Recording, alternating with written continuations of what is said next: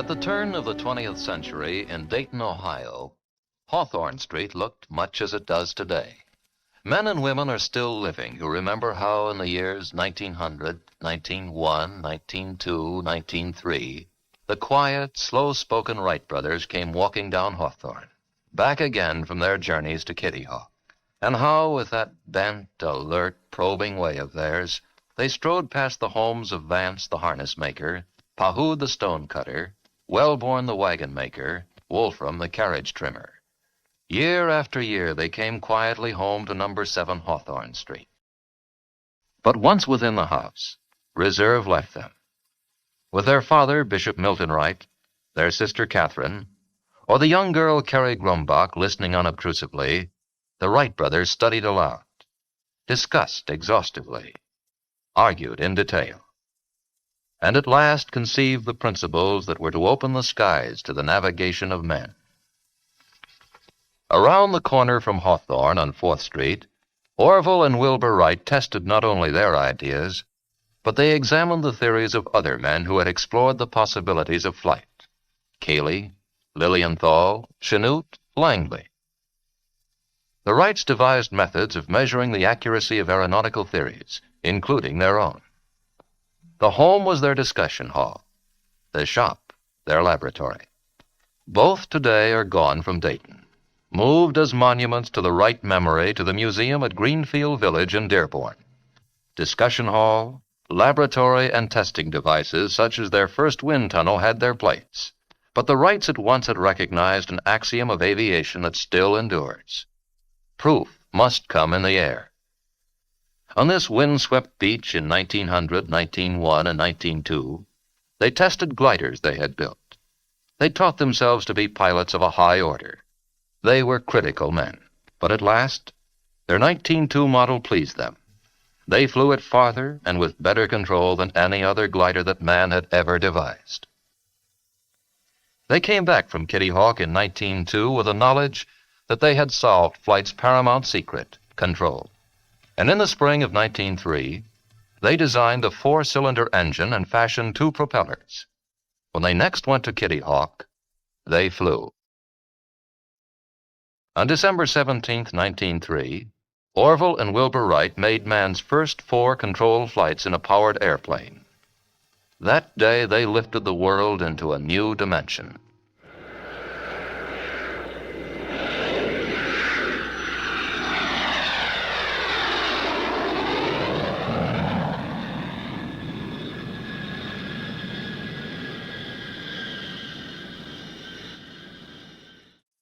What the Wrights had achieved at Kitty Hawk barely evoked passing attention in a nation whose people were absorbed with the problems of a dynamic new age. There were other less celestial wonders closer at hand: the automobile, the telephone, the motion picture.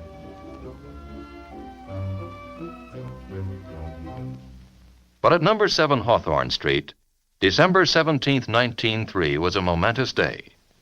The young girl who was then the Wrights' housekeeper, Carrie Grumbach, remembers, "I remember the telegram when it come, that they had flown, that they had done what they said they would do. They always did as they had planned." The telegram from Kitty Hawk had a special significance for the mechanic who worked in the Wrights' bicycle shop, Charlie Taylor. Of course, I was greatly pleased to know it had been accomplished, but at that time it didn't seem to be anything wonderful. That's that. I started on repairing bicycles back in the 80s. And then I later went to Dayton and built bicycles for the Stoddard Manufacturing Company. And they were just starting up in the bicycle business. Then I got acquainted with the Wrights, and I built bicycles for them. I did all the repair work while they went down to Kitty Hawk to try out their gliders. Well, and all they needed was power to keep on flying. Why, then when we designed the motor, I made all the different parts in the motor. I even made the crankshaft. So I made it out of a solid block of steel, about 32 inches long, 6 inches wide, and 1 5/8 thick. cut it right out of the solid block by drilling holes and knocking out large pieces out of it, and then turning it up in the lathe. The motor itself, from the time I started till I had it ready for test, was 6 weeks. 50 years ago, I can remember as though it was yesterday almost. There was not a complete indifference to the Wrights' discovery. A small group of Americans were laboring to further the art. And in Europe, where the airplane's military potential was quickly realized, a fresh wave of enthusiasm for aviation followed the Wrights' success. In France, Blériot, Farman, and Briquet were flying airplanes of their own design. The Englishman Currie and the Brazilian Santos Dumont, most of whose experiments took place in France, also captured the imagination of Europe with successful flights. The Wrights had offered to demonstrate their airplane to the United States Army shortly after their first successful flights. The Army declined, preferring to develop its small fleet of balloons as an air arm. Oddly, it was a young balloonist lieutenant of the Army who finally was instrumental in obtaining a chance for the Wrights and their airplane, Frank P. Long. After 4 long years of failing to recognize the Wrights, finally, in December of 1907, the Board of Ordnance and Fortification granted an interview to Wilbur. At once, he inspired their confidence. This led to a contract in February of 1908 between the Wright brothers and the Signal Corps, in which they agreed to furnish an airplane that would fly 40 miles an hour, carry 2 persons, remain in the air for 1 hour, and, strange to relate, was to have some kind of a device by which, in case the motor stopped, it could be landed without crashing. In the summer of 1908, Orville Wright brought to Fort Myer, Virginia, the airplane that was to fulfill their specifications of the contract. Day after day, we watched him go fly around and around the field in his tuning-up flights, and finally, on the 9th of September, he broke the world record by staying in the air for over 1 hour. On landing, he came to me and said, "Would you like to go up?" You can guess my answer. And I made my first flight in an airplane that day with Orville Wright, 6 minutes and 40 seconds. Lieutenant Long became the first military officer ever to fly in an airplane. 8 days later, tragedy struck. On a flight at Fort Myer, Lieutenant Thomas Selfridge was killed, Orville Wright injured. Shocked, but not deterred, both the Army and the Wrights moved to improve the airplane. In the summer of 1909, both Wilbur and Orville Wright came to Fort Myer, this time with a new airplane.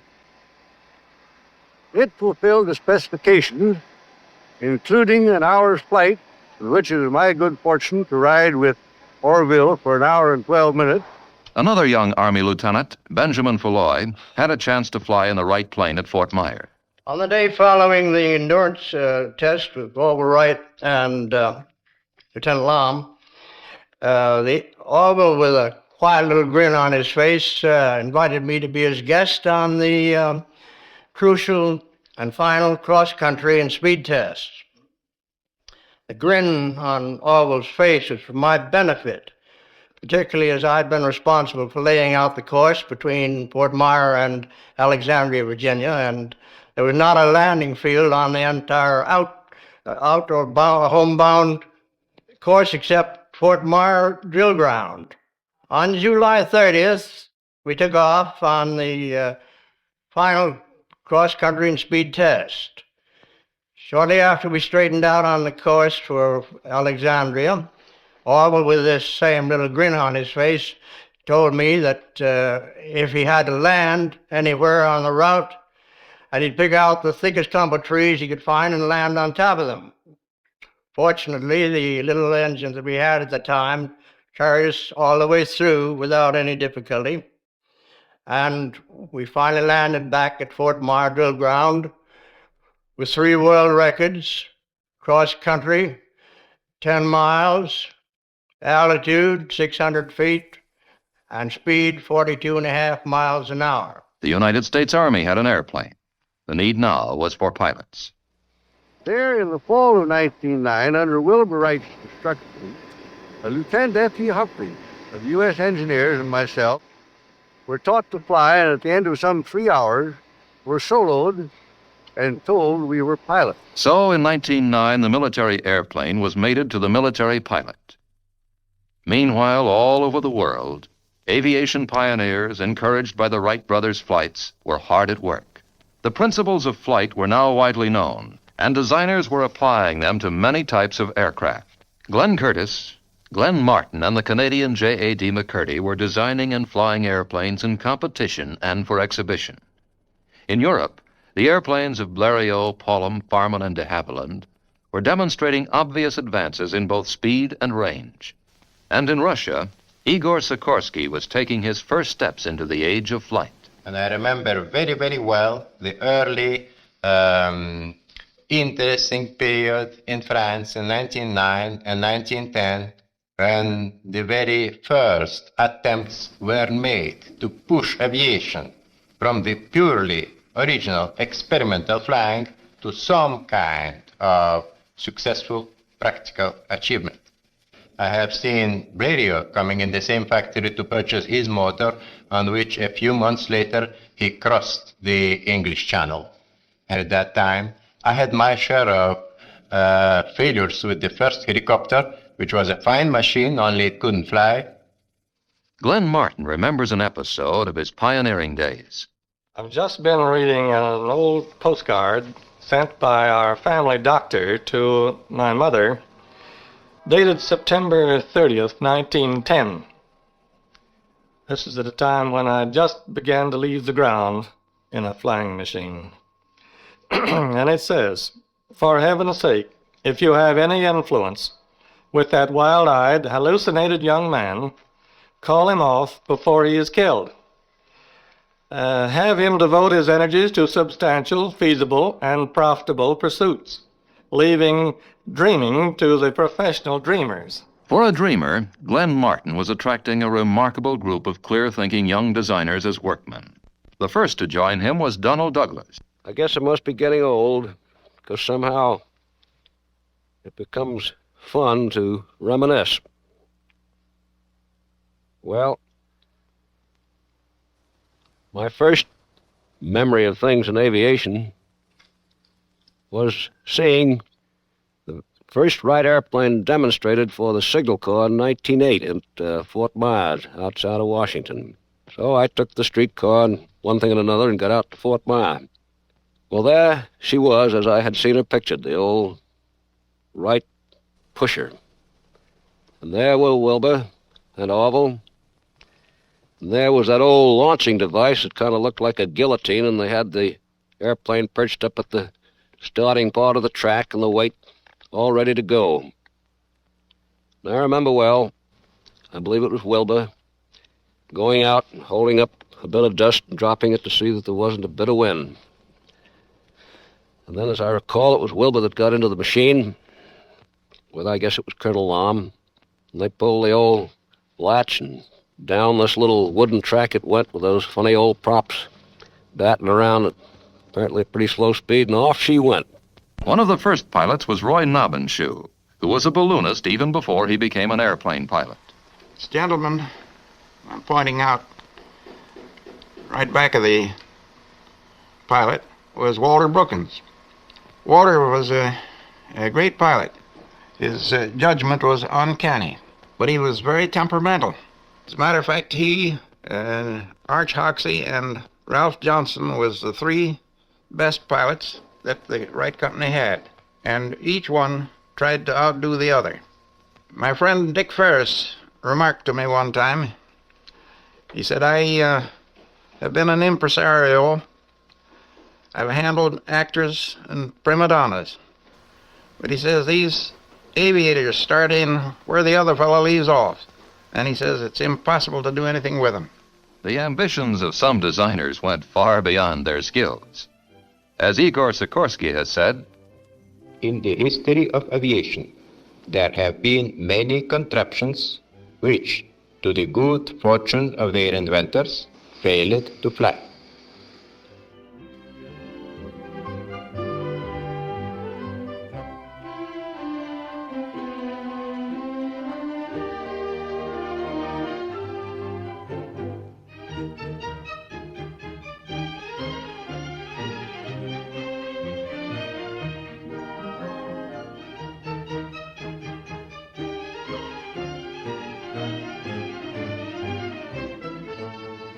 Inventors of a high skill sometimes were deadly serious in demonstrating the utility man could expect from the airplane.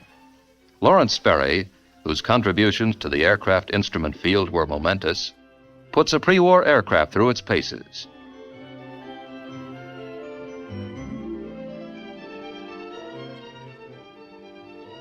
All this ferment, however often it seemed to lack direction, was contributing in one way or another to the growth of aviation. The airplane was growing cleaner in design. Its horsepower was more dependable. The disparaging term aeronaut was giving way to aviator, a term of respect.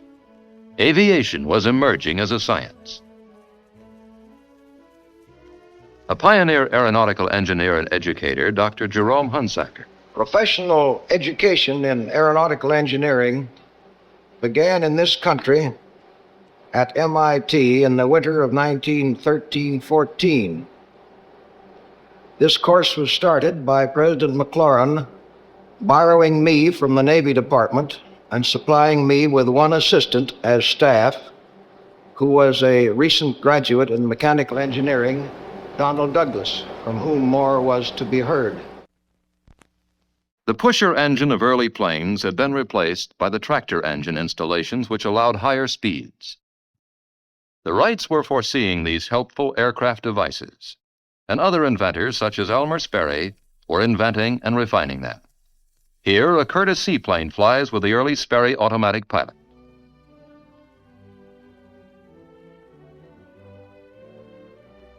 Almost without exception in the first decade of the airplane, the designers were pilots. They built, tested, and flew their own designs. The Wrights, Blériot, Santos Dumont, Curtiss, Rose, Sikorsky, de Havilland, and Martin. At Glenn Martin's, a band of engineers and craftsmen had gathered together whose names in time would be synonymous with aircraft designs of world rank. Donald Douglas, James H. Dutch Kindleberger, Lawrence Larry Bell, Alan Lockheed, John Northrop. The United States was the cradle of flight. Inventors of a high order had appeared. Our pilots were unmatched. First-rate designers emerged. Brilliant men specialized in the components of the airplane. But as a pioneer who specialized in aircraft horsepower, Frederick B. Rentschler summarizes. Prior to World War I, our most important contribution to aviation was the plight of the Wright brothers. From December 1909 to March 1911, 13 months, the entire United States Air Force consisted of one officer, myself, one civilian mechanic, 8 enlisted men, 1 airplane. The government at that time wasn't very keen about turning money loose for flying.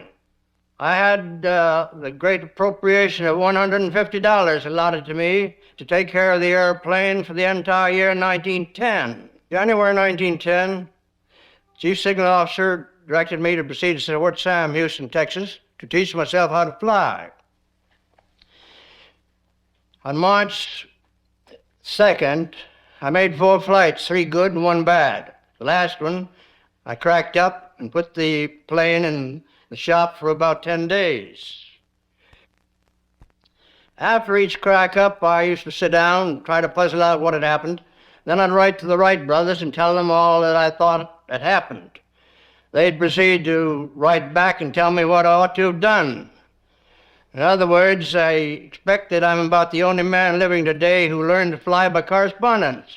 2 air-minded young lieutenants shortly joined General Falloy, the one-man Air Force. They were Hap Arnold and T. DeWitt Milling. Looking back 42 years ago to March 1911, the month in which General Arnold and myself were ordered to Dayton to learn to fly with the Wright brothers, and to think of the plane that we used at that time and see the advance that has been made since, it seems incomprehensible that one man in his own lifetime could live through such progress. After our very brief period of instruction of about a week, 2 to 3 hours in order to learn to fly, we were sent to College Park, Maryland. We immediately started in to try to find some method by which we could develop from the standpoint of taking photographs, using the machine gun, dropping bombs. The air arm of the United States Navy began under equally apathetic circumstances. Naval Aviator Number 3 was Admiral John H. Towers. In the autumn of 1911, when I was quite a young naval officer serving aboard one of our battleships, I got the idea that I wanted to learn to fly, that naval aviation would amount to something for naval purposes. So I put in a request to the Navy Department, and they came back and quite frankly said that they didn't believe aviation would ever amount to anything. But if it turned out to be otherwise, they would consider my request. During that winter, Congress appropriated money for the Navy to buy 3 airplanes, so they were in it whether or not they wanted to be. And then they decided to select 3 officers to be taught to fly as part of the contract with the manufacturers of the airplanes. I was fortunate enough to be one of those 3 officers. The other 2 were Ellison and Rogers. I also became a very close friend of Glenn Curtis and was associated with him throughout his whole life. The man had an enormous amount of vision. He had already conducted, in cooperation with the Navy, tests of landing an airplane on a platform, on a cruiser, and also of taking off. But he had in his mind then the idea which later developed into the powerful carriers that we have today. The airplane now had official recognition, both from the Army and the Navy, but it was a cautious acceptance. The time-forged armament still held sway. When the fledgling Army flyers experimented with a primitive bomb sight and a Lewis machine gun installed in aircraft at College Park, Maryland, they landed and foresaw whole battles that someday might be fought in the air. The War Department promptly pierced that bubble. An official spokesman pointed out with finality that the Army had airplanes for just one purpose: reconnaissance.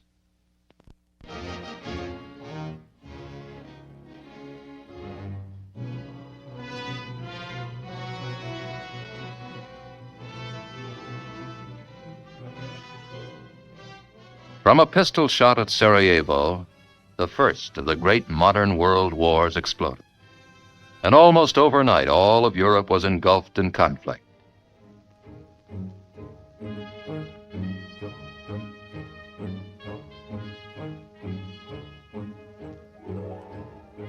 Once the great armies had met head-on, the conflict resolved itself into a desperate struggle to hold this plot of ground, this foot of earth.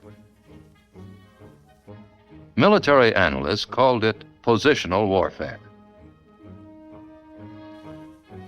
But the foot soldiers knew it only as a war of trenches, a desperate fight for a waterlogged hold.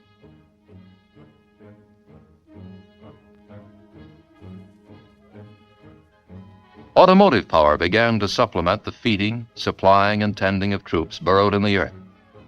The tank made its combat appearance. But for many months, the First World War remained an earthbound conflict. The airplane was put to work, just as the U.S. War Department spokesman had prophesied, as observation and scouting craft. The source of peril lay in the artillery, machine gun, and rifle fire, scourging the entrenched troops from across the wasted land. But in the air, Allied and German pilots often waved to each other as they passed on their observation missions. Then, instead of the courteous wave, the opposing pilots began exchanging pistol fire. Presently, the first crudely mounted machine guns appeared. Now the frantic race of inventing, improvising, adapting, and refining aircraft equipment began. Quickly, the Germans countered the hand-operated machine gun by installing upon their aircraft the invention of Tony Fokker, a machine gun synchronized to fire through the aircraft propeller. A paramount lesson that the Allies were to remember a generation later was being learned in air warfare for the first time. No design capable of still further development could be frozen.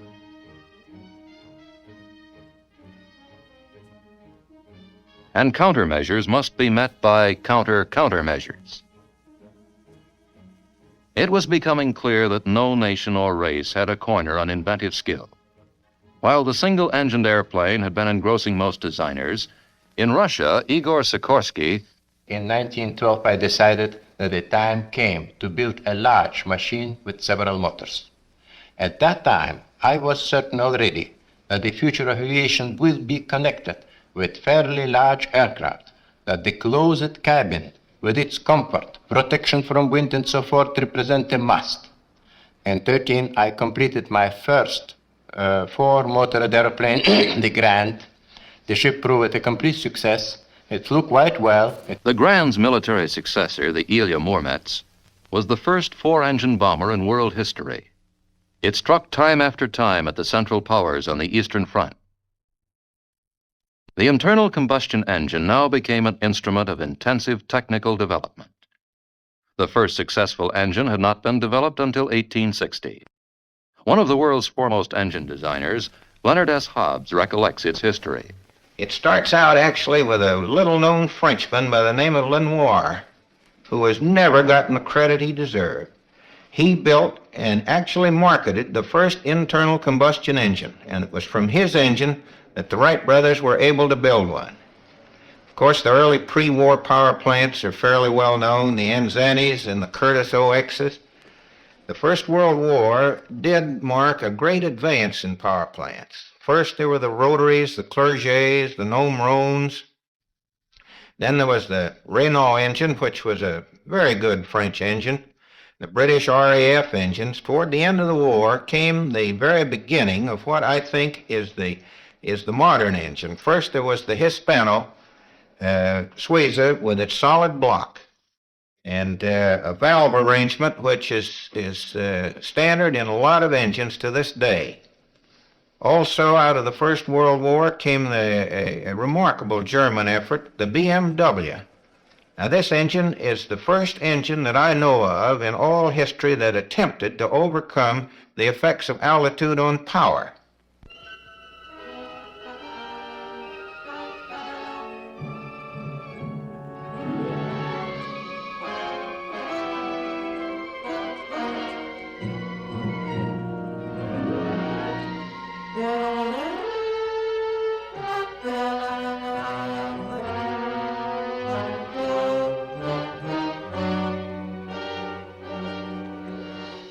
Into a conflict in which European antagonists had been tempered by 3 years of savage battle, whose equipment had been perfected by the necessity of survival without regard to cost, the United States now plunged. It was the world's 14th ranking air power, with only 28 airplanes, 65 pilots, supplemented by 50 flying students. Its Navy combat air arm was even smaller. Its industry lacked integration. The nation that had allotted Benny Falloy $150 in 1910 for maintenance of that year's Air Force promptly voted $600 million to fulfill a plea by the Allies to have 5,000 airplanes and 4,500 pilots on the Western Front by the spring of 1918. When we entered the war, the country knew that the United States already had an industrial capacity double that of Great Britain, France, and Germany combined. We quickly realized that to supplement the meager aeronautical developments resulting from years of federal indifference to air power, we had to obtain licenses for the production of proved British and French airplanes and aircraft engines in our new factories. Our national mistake was the assumption that an instrument as dynamic as the airplane could be designed, tested, and developed overnight.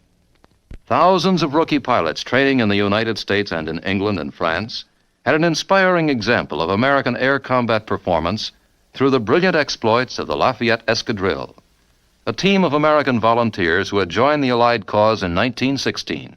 But American performance had its hours of frustration. One of the first young pilots to see action in France with the 1st Aero Squadron was Oliver P. Eccles. We'd been equipped with a new type of French airplane with a new and very much improved engines. These airplanes were assigned to us. The squadron had the strength of 18 airplanes, and we were assigned the mission of supporting one of the American divisions one afternoon in the attack. Our airplanes took off 18 strong. During the afternoon, All of the airplanes force landed from engine failure. Fortunately, none of them behind the enemy line. But out of the 18 airplanes that went out, none of them got back. The pilots of World War I made the term dogfight synonymous with their work. America's top ace, Captain Eddie Rickenbacker of the famed 94th Hat-in-Ring Squadron, reflects on the different approaches to combat of the pilots of World War I and the pilots of today. That individualism was possible because the planes were much slower. You'd stay in maneuver. Whereas today, it's impossible because of the tremendous speed, the difference of 100 miles an hour and 600 or 700 miles an hour. We had 150 horsepower. Today, if they haven't got 5,000 or 6,000 horsepower, it's no good. We had 2 little pop guns, 30 caliber, that would shoot sometimes 450 rounds a minute.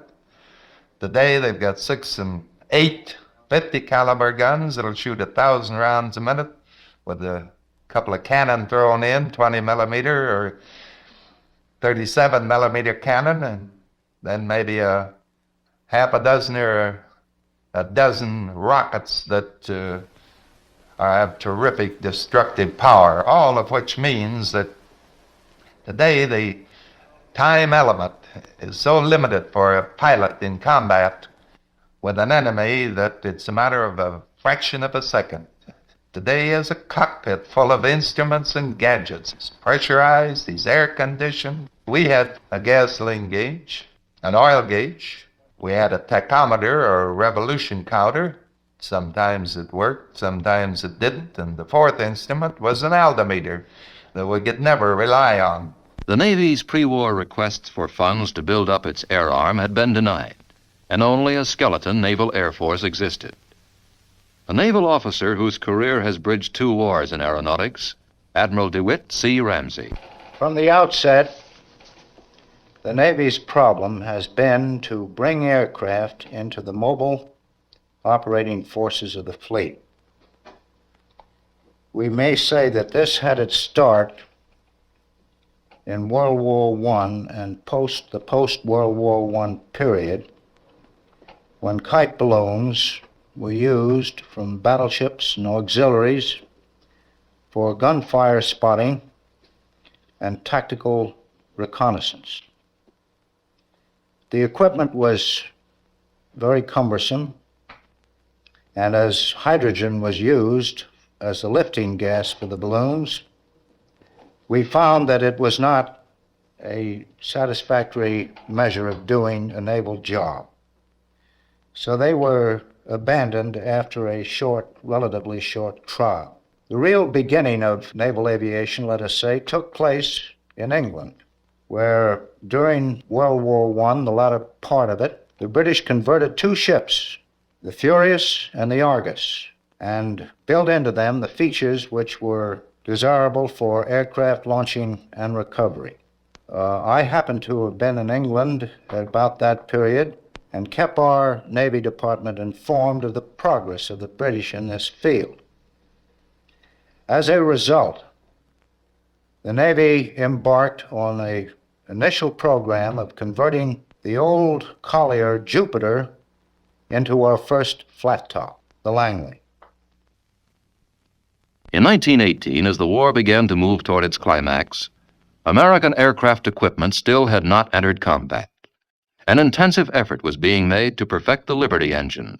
Before the Liberty or any other aerial product of the United States designing boards could be put in action, the final critical offensive of World War I had begun.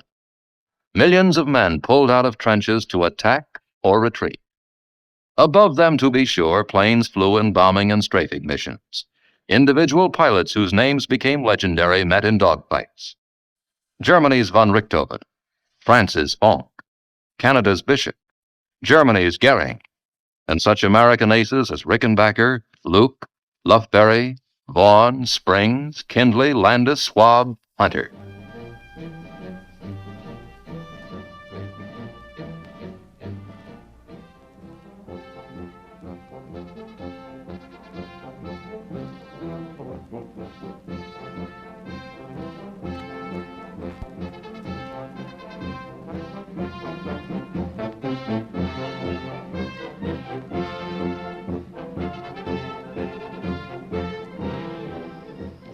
In retrospect, it might be said that aviation itself has served a very small part in the result of the World War I conflict.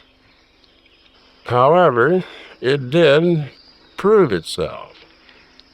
That is, it was easy to recognize that with proper equipment, at another later time, aviation might become a real instrument of military warfare. After the war was over, a great many of American boys had been taught to fly, but they didn't get to the front.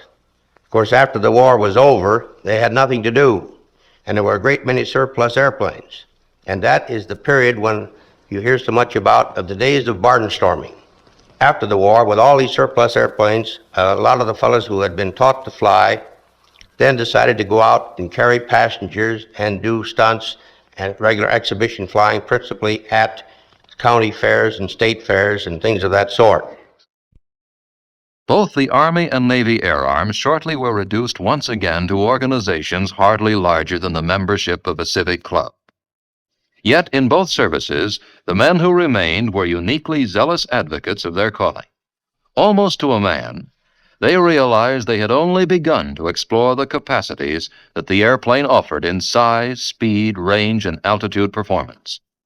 A decade was dawning in American history that was to be known flippantly as the era of wonderful nonsense.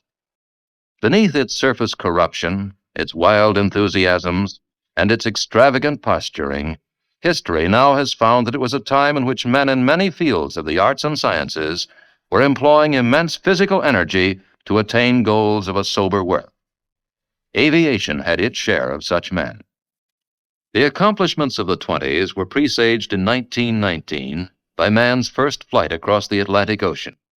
The NC-4, a large flying boat whose development had begun during the war, was chosen, as the Navy's pioneer pilot Admiral Towers points out, for the ambitious task. When the war was over, the first one was just about completed.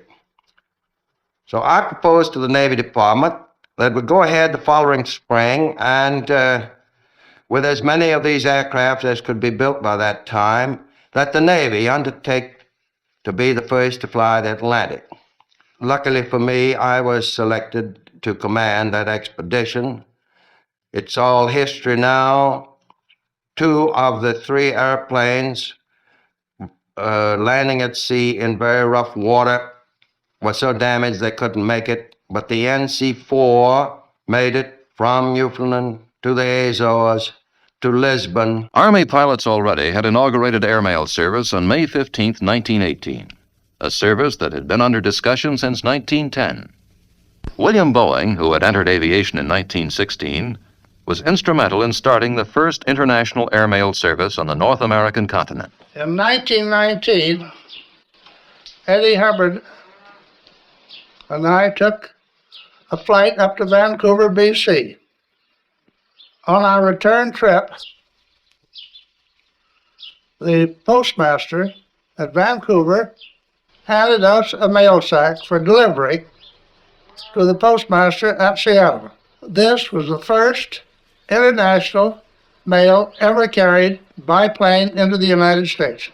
What real utilities the airplane actually offered were overshadowed in the public eye by its use as a spectacular stunting device throughout the pastures and primitive flying fields of the country.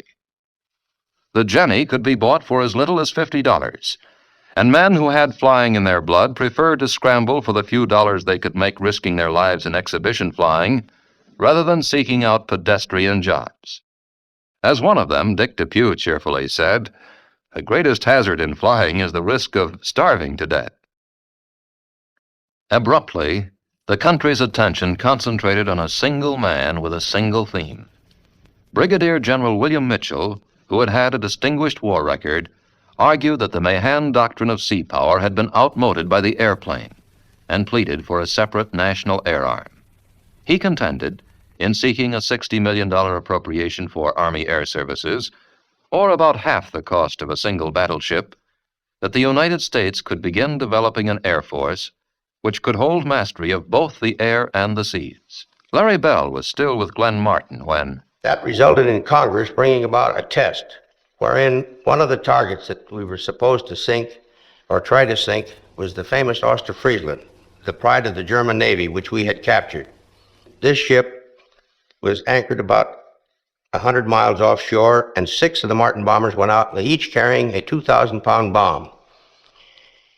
They paraded over the battleship, and they dropped the 6 bombs, and only one hit it, and that was by mistake. The rest were timed to detonate at 100 feet below the surface, and it practically exploded the Ostfriesland. At least it ripped the bottom of the ship from bow to stern, and the ship sank in 4 minutes.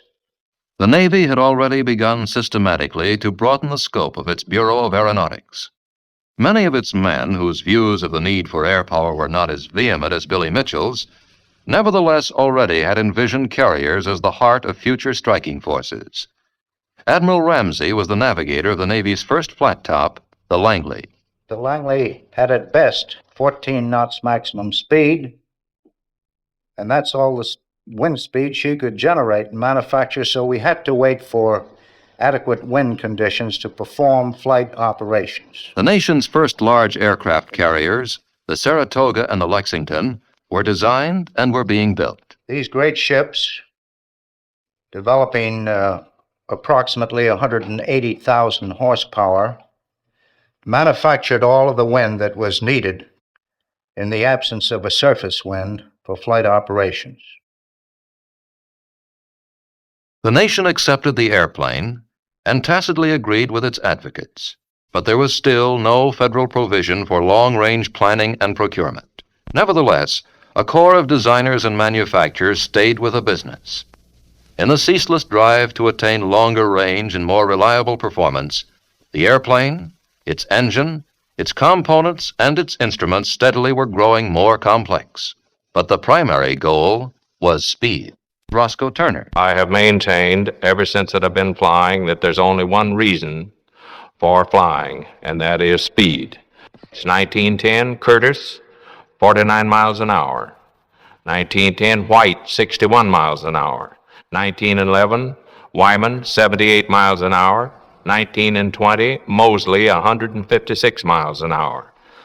Maughan, in 1922, 206 miles an hour. And 1925, Doolittle, 232 miles an hour. Jimmy Doolittle, a hell-for-leather pilot, whose own cold judgment was that he was essentially a technician. These record flights have a very real meaning. Competition has perhaps always been the greatest stimulus to improvement. And out of this competition came improvements that were improvements in the performance of aircraft and the safety of aircraft, and those improvements were immediately applicable to the military and indirectly applicable to commercial aviation. The ferment of the early 20s brought forth men who combined technical gifts with a skill of organization. A few such men, like Chance Vaught, had formed their own companies and built successful airplanes. Others had served their apprenticeship with aviation's early pioneers, but now they were branching out on their own. Dutch Kindleberger recollects a small episode that launched an enduring company. Even in the 35 years that I've been messing with it myself, there have been vast changes, particularly technically. I can remember very distinctly when, at the Martin Company in 1920, Don Douglas, who was then the chief engineer, left to come out to California to start his own business. I helped him pack. We packed up from his office about 2 ordinary condensed milk cartons full of data. In those 2 cartons, we put everything that was known and printed, and some of it wrong, about the science of aviation engineering. Today, you couldn't pack into this room the index of such technical information, let alone the subject matter. The machine began to get complicated, and from there on came the specialists. A great many great men have contributed to aviation purely as specialists. Sperry, one of the greatest. Colonel Clark, who devised one of the first good airfoils. Sam Heron came along on his cylinders and his fuel and then Frank Mock with his carburation devices and later fuel injection. Frank Caldwell with his propeller. Our earliest propellers were all wooden propellers, but they had several shortcomings. They were subject to atmospheric troubles, and they twisted out of shape at various climates. And they were also quite thick, so that at the high speed at which propeller tips operated, they were losing efficiency. One of the things which we did to overcome this was to develop a metal propeller, which first was a drop-forged aluminum alloy blade. Being very much thinner than the wooden ones, the efficiency was maintained at better condition, and also they were quite stable at various atmospheric conditions. Sam Herron began working on aircraft engines as early as 1909 and shortly went to the Royal Aircraft Factory in England. I came to this country in 1921, and for the next 5 years was engaged in air-cooled cylinder development. It was really the air-cooled engine that made fuel development so necessary. The first move was to put tetraethyl lead in the existing gasoline. Later, the Air Force got the idea of adding the component that has the high end of the octane scale to the gasoline, and that eventually led to 100-octane gasoline. Frank Mock, the carburation and fuel control specialist. Our carburation work has always had to be a good bit like that of the Wright brothers, in the respect that we could get little guide from the textbook. The automobile carburetor, of course, was designed to operate on the level. The aircraft carburetors have to climb, dive, even fly upside down. Also, they have to go up an altitude where the air is thin. Mock, Hobbs, Sperry, Clark, Caldwell, Herron. The singular devotion with which these men and scores of other specialists pursued their particular fields leads H.M. Jack Horner, whose own specialty of aircraft production combined the fruits of all their labors, to say, That heritage of research, development, the background work that goes into aircraft has continued throughout the whole existence of aircraft and the great improvements that have come there too. After that, with flight becoming a little bit more common, I think it's important to realize the fervor with which those individuals did carry on their work. It was a passion with them. Then, midway in the 20s, came two events that turned the course of American aviation sharply upward. First, the government adopted the recommendations of President Coolidge's Morrow Board. These called for a sustained aircraft procurement program built on the foundation of a privately operated and technically competitive aircraft industry. Although both military airmen and technologists were convinced that the airplane long before had outgrown its function as a scout, the bulk of our aircraft still consisted of observation planes. Now, new, more powerful engines began to emerge for advanced aircraft, which both services had developed. The nation moved rapidly from a third-rate air power to international leadership. The second event was the successful dream Charles Lindbergh made come true.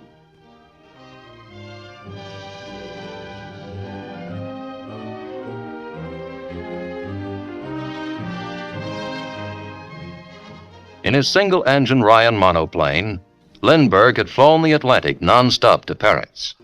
2 weeks later, carrying Charles Levine as a passenger, Clarence Chamberlain flew the Atlantic and landed in Germany. First of all, we were trying to beat Lindbergh away. And second, we had to keep our plans a deep, dark secret because we had overheard Mrs. Levine say, if I thought my Charlie was going in that airplane, I'd burn it up. We finally got away about 6 o'clock in the morning on the 4th of June, 1927. The first 1,000 miles to Newfoundland was through with good weather. The only trouble was we had headwinds. And our tests on Long Island showed that we could fly for 40 hours at 100 miles an hour. Well, on the flight up to Newfoundland, we were only making 70 miles an hour. And 70 miles an hour for 40 hours is 2,800 miles. It was 3,200 to land on the other side, leaving the last 400 to swim. Well, fortunately, the wind shifted after we left Newfoundland, and as you see, we made it. Lindbergh's lonely adventure gripped the imagination of the world as one of man's most dramatic achievements. The nation turned from its casual cynicism to make the shy young pilot, together with the airplane, a shining symbol of the horizon still beckoning for conquest. A vital factor in the ascendancy of American aircraft had resulted from the work of two companies concentrating on the intensive development of the radial air-cooled engine. In this country, Charlie Lawrence was the first one to go into the air-cooled side and did some quite good work. His products being eventually taken over by the Wright Company. And it was really one of his engines after a couple of major designs, and they were really major designs, but one of his engines that powered the Lindbergh flight. Following this came one of the best of all of the power plant engineers, George J. Meade, with his famous Wasp and Hornets, which set up a new standard.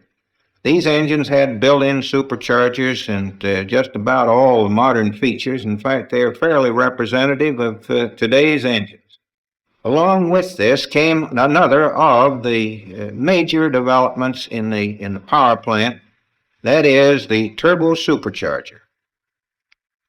The turbo supercharger was really quite a long time coming. The Frenchman by the name of Rateau had originally started to try and get it, but it took the General Electric Company and Dr. Moss to get this thing, which made almost all the difference in the world. The unusual engineering accomplishments of our American aeronautical industry began to bear fruit in the late 20s and early 30s. From a military point of view, for the first time, our various types of combat planes were unmatched abroad.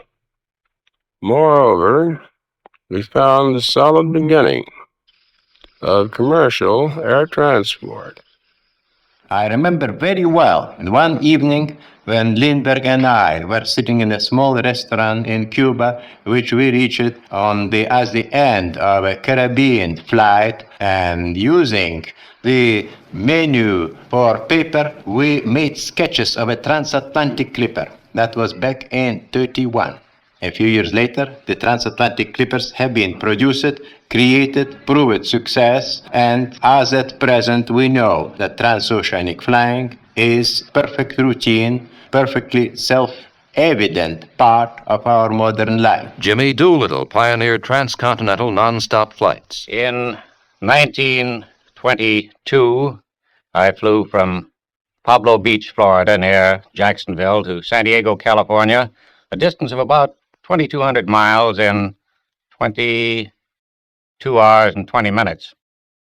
In 1931, I flew from Los Angeles, California to New York in 11 hours and 15 minutes. That first flight was the first time that the continent had ever been crossed in less than 1 day. The second flight was the first time it had ever been crossed in less than half a day. Meantime, the Army and the Navy air arms were making fast strides in developing aviation. They were flying farther, higher, and faster. The Air Corps was perfecting its concept of the bomber as a long-range strategic weapon. In its exercises, the Navy was demonstrating the soundness of the carrier task force. Individual officers were exploring the use of new instruments and accessories and testing new theories to determine aircraft reliability. Two famous Army pilots, Carl Toohey Spotts and Ira Aker, flew 7 days in 1929 without landing. The question mark flight was an endeavor to use refueling as a means of keeping the plane in the air for a long time. The driving inspiration behind it, I believe, was Ira Aker. On the course between San Diego and Burbank, we passed over the home of Mrs. Spotts' father and mother. And every time he passed over, she would take my oldest daughter, who was then about 6 or 7, out to see us go overhead. And on the 5th or 6th day, she pointed us out to Taddy and said, "Taddy, there's your daddy up there. He's been up in the air for 5 or 6 days, for 5 days. Don't you think it's wonderful?" And Taddy looked up and said, "No, I think it's dumb." But the flight did prove that refueling was practical. General Aker remembers an incident that forecast the need for equipment which would permit line flying. In 1919, flying in the Philippines from Manila to Stotsenburg, our station at that time, I ran into a typhoon, and the rain was so heavy that I couldn't see the horizon. I fell in a spin, and only the fact that the Manila Bay was yellow and the rain was darker was I able to recover from the spin and fly home. To my surprise, I found for the first time that when you couldn't see, you couldn't fly. I described this to Lieutenant Longfellow, later General Longfellow in the Second World War, and we began some crude experiments by hanging a plumb bob down across the instrument board and by putting a carpenter's level on the longeron, and got so that with these two aids we could fly through cloud, through several thousand feet of cloud. And that was one of the early days of instrument flying. 10 years after General Aker's Manila experience, Jimmy Doolittle, in association with the Sperry Company, tackled the problem. I made the first blind flight, the first completely blind flight, taking off under a hood, flying a prescribed course, and landing back under the hood without ever having seen out of the airplane. This doesn't sound very important now, but out of that came two instruments, the artificial horizon and the directional gyro, that are today standard equipment on every commercial airplane and every combat military airplane. The chain of development led back to General Aker. During the first transcontinental blind flight, Bill Kepner and I had a very practical but unexpected demonstration of the value of instrument flying. My ship was a P-12 with a hood over it, and a similar ship, a P-12, Bill followed behind as the safety pilot, so that he could tell me to turn right or left to avoid obstacles or other planes in flight. At one point, he was giving me rather repeated instructions, and I could tell by the water seeping under the cover that we were in a heavy rainstorm. Finally, he said, "Hold your present course steadily. I'm going to fly formation on you." In 4 or 5 minutes, he called on the radio again, and he said, "We've come through the storm now, and I can see again." During that period of time, you led us through because I couldn't see either. The Great Depression had come. The industry was hard hit, but nevertheless, new companies developed to meet the increasing complexity of the airplane and its growing use of metals, electronics, and automatic controls. Dutch Kindleberger departed from Douglas to take over North American. Companies were formed bearing the famous names Bell, Fairchild, Northrop, Beech, Cessna. A World War Navy pilot, Leroy Grumman, left civil engineering to enter aviation. We knew that a conventional airplane wouldn't get us an order. We finally ended up with the design of the first military fighter with retractable landing gear, for which we got a contract and which proved to be highly successful, having a speed far in excess of any current Army or Navy fighter of that time. A pioneer aviation journalist, Earl Findlay, once went to see the Wright brothers' contemporary, Thomas Edison. I asked if I could have a short interview with Mr. Edison. You had to get up awful close to him. He'd put his hand up like this, saying, Mr. Edison, what do you think of the airplane? Oh, airplane? And this was after he had been talking to Farman all morning in the biplane. Never amount to a damn till they got to do it different. They have to have something like a hummingbird. Go up and go this way and come back this way, that way, this way, and come down, he said. Well, I tried it once. 'Tain't easy. And I got to doing something else. But somebody's going to do it. But that's remained the opposite side of speed, namely the aircraft that could fly with no speed at all, that could take off from any spot and would not be in need of an airport at all. The 30s also were the years in which each summer fierce competition was held to determine the best of the airplane breed. Proof of the individual airplanes, engines, and pilots came in the national air races. With thousands looking on, the legendary pilots raced. Doolittle, Hazlip, Turner, Whitman, Levere, Goulbach, Newman, Fuller, Jacqueline Cochrane. And flyers still flew against the clock, across the continent, across the seas, and indeed around the world itself. Falcon, Post, Gatty, Byrd, Hughes, Amelia Earhart, and wrong way Corrigan. As the hour swung late in the 30s, the air races were curiously American. For in Europe and Asia, aviation was not a case of relatively puny efforts in some, such as America was providing, much of it from individual men and companies. Rather, the vast resources of powerful foreign nations now were thrown behind the construction of air forces designed to subdue the world or to defend against such aggression. In the United States, under the impact of a depression, Congress had scrapped the Morrow Board procurement plan and stopped providing appropriations for 1,800 military airplanes that had been scheduled. On New Year's Day, 1936, the Army Air Corps had only 300 planes fit for war duty. A year later, we had dropped to 6th place among powers in air combat strength, although our industry was judged to be technically at least 18 months ahead of foreign competition.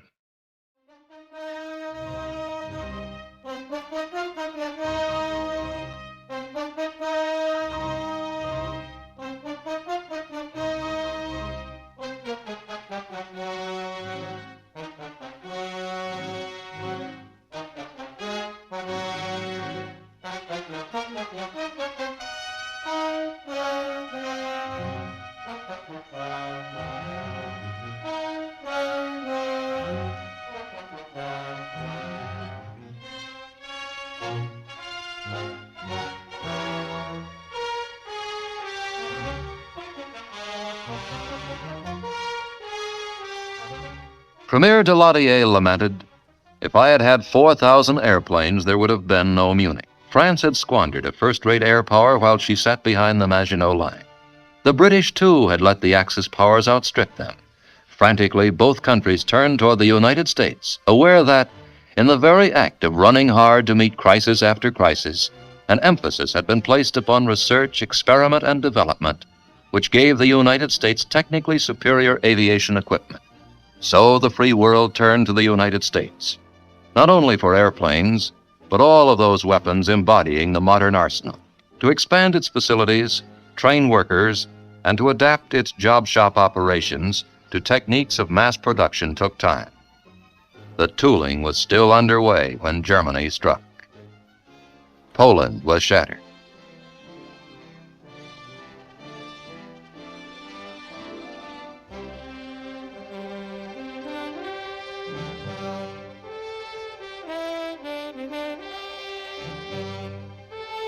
Holland and Belgium were overrun.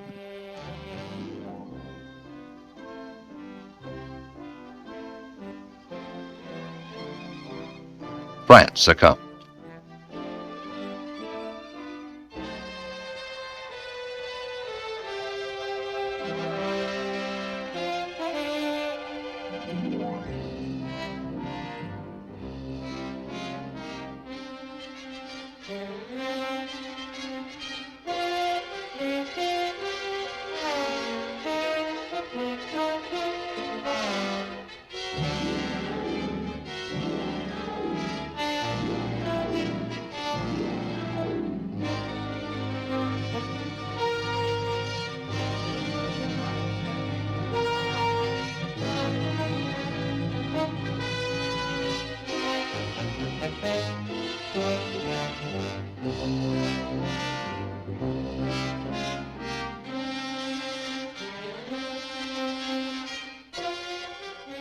The gratitude of every home in our island, in our empire, and indeed throughout the world, except in the abodes of the guilty, goes out to the British airmen who, undaunted by odds, unwearied in their constant challenge of mortal danger, are turning the tide of war by their prowess and by their devotion.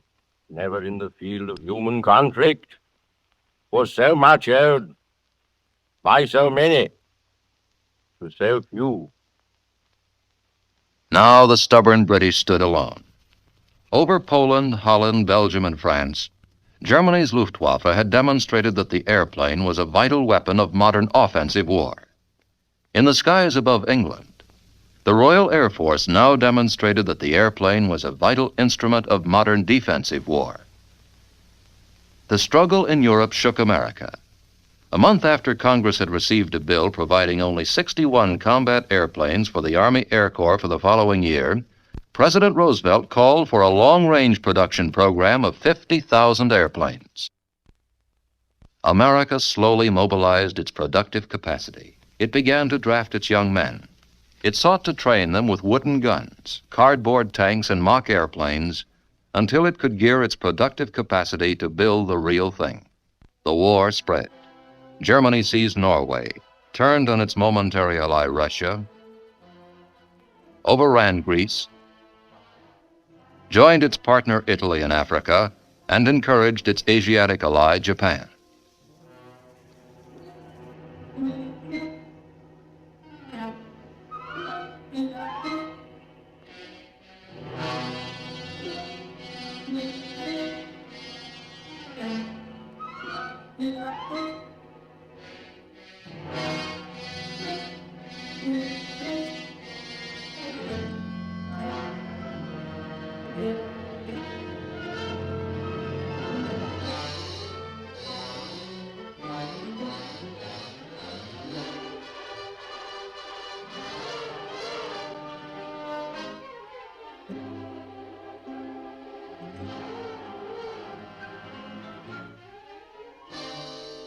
Nothing could have convinced the people of America more surely of the bitter nature of modern war than the sneak punch that Japan threw at Pearl Harbor.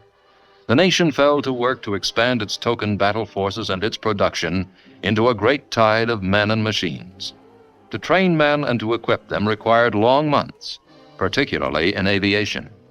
Immediately after the President's pronouncement in 1940, the licenses were given to the automotive group largely to assist in the production schedules which lie ahead. Nevertheless, until the end of 1943, the equipment which actually saw service on the various fighting fronts all over the world were furnished entirely by the aeronautical industry, because it was a fact that it required 20 months to 2 years for the average automotive company to begin. With their momentum at full flood, the Japanese swept through the Pacific. Jimmy Doolittle and a little band of flyers carried the war home to them in a joint Navy-Air Force operation. I've frequently been asked, what was the purpose and what was the effect of the first Tokyo raid? Well, the purpose was to take the war to Japan, to show them that their island was not inviolate. The effect? Well, the effect was to cause them to divert some of their military strength that was needed in the South Pacific to the protection of the home islands. The actual damaging effect was very little. Our airplanes were on the Hornet.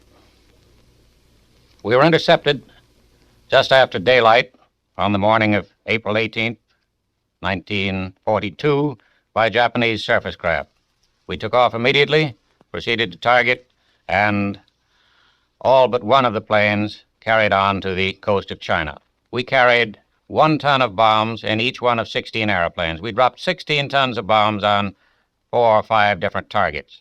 When you realize that from the Marianas in the later stages of the war, B-29s were carrying as much as 6,000 tons of bombs in one operation and dropping them on a single target, you realize how puny our effort was. Slowly, the nation began to regain control of the air and the sea lanes that it had lost in the Pacific. The first great victory was the Battle of the Coral Sea.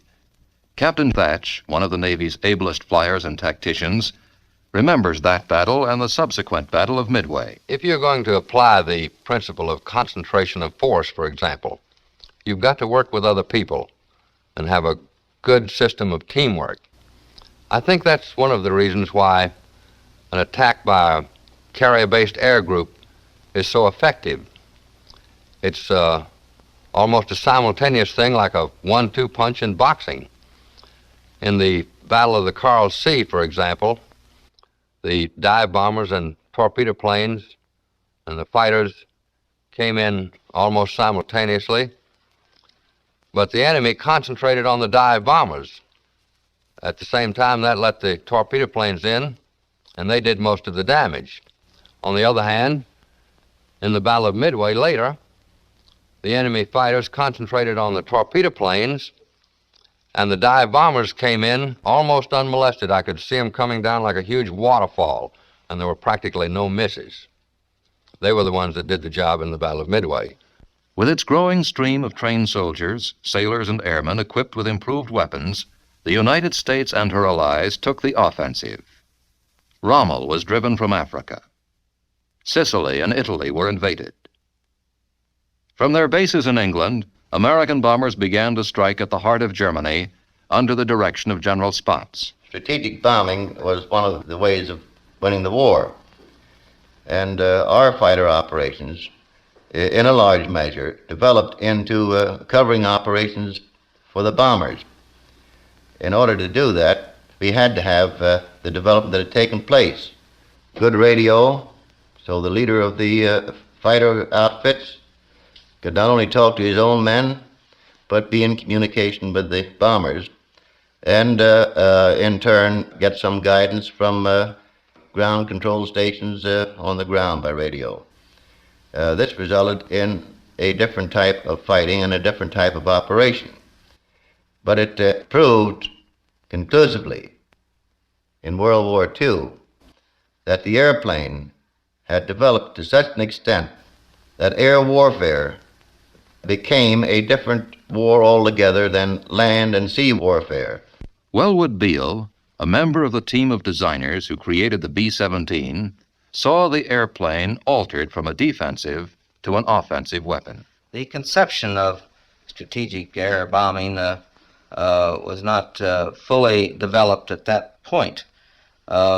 Originally, for instance, the B-17 was built to protect our coast from an invading fleet, and hence it was called the Flying Fortress. But when we got to England, it was obvious that to use these bombers to the greatest advantage, that we would have to not only get the enemy's supply lines, but the places where he manufactured his military equipment. The British thought it would be easier to do it at night. They'd have much greater chance of success and would be less vulnerable to enemy fighters, and they called their bombing saturation bombing. They dropped large numbers of bombs on a large industrial area. The Americans, however, decided that with the B-17 and the B-24, that they could pinpoint a specific target. For instance, the ball bearing factory at Schweinfurt. They, in order to do the job properly, decided that it should be done at daytime, where their bomb sight was the most effective. Step by step, the Allies began sweeping back across the reaches of the Pacific.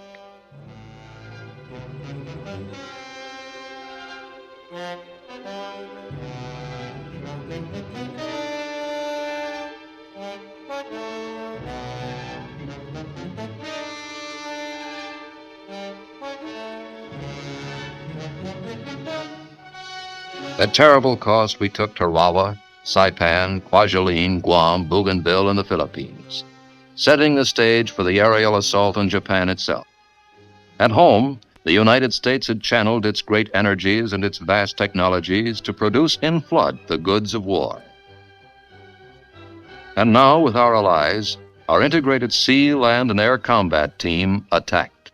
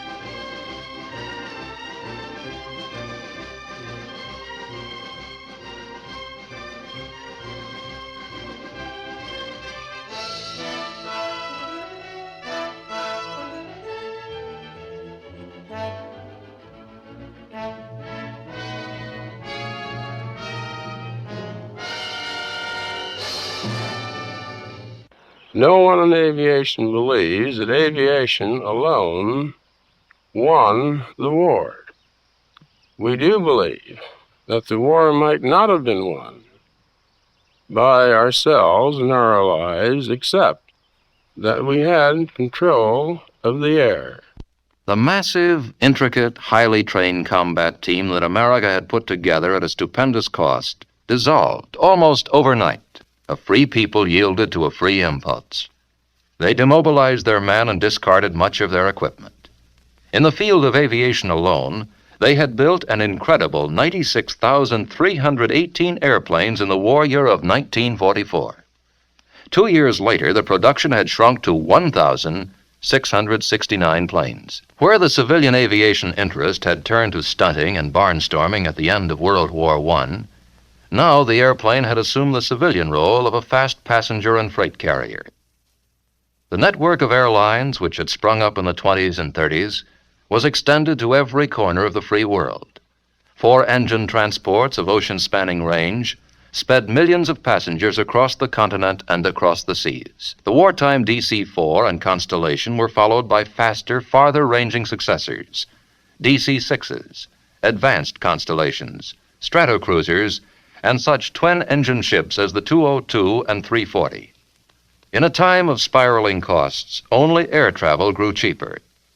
From fewer than 6,000 passengers the airlines had hauled in 1926, they quickly rose to where in 1952 they carried 24 million passengers, 12 billion passenger miles. The Wright brothers' vision was still the goal of virtually all men in aviation, such as Robert Gross, whose industrial team produced the Constellation series. Of course, it's obvious to, I guess, everyone that the airplane has been preponderantly military since its start many years ago. But there are signs, particularly in the last few years, that perhaps it wasn't always going to be ponderantly a military weapon. Man and science must go forward hand in hand. It can do a lot of things, this airplane. It can bring hundreds of millions of people throughout the world in intimate contact with one another. And contact with one another means understanding, and understanding in the end means peace. Connections to Southern Europe, Africa, the Middle East, and Far East. Will all passengers kindly board their clipper through gate number 10? All aboard, please. In the war's closing hours, Germany had employed guided missiles brutally, but without decisive effect.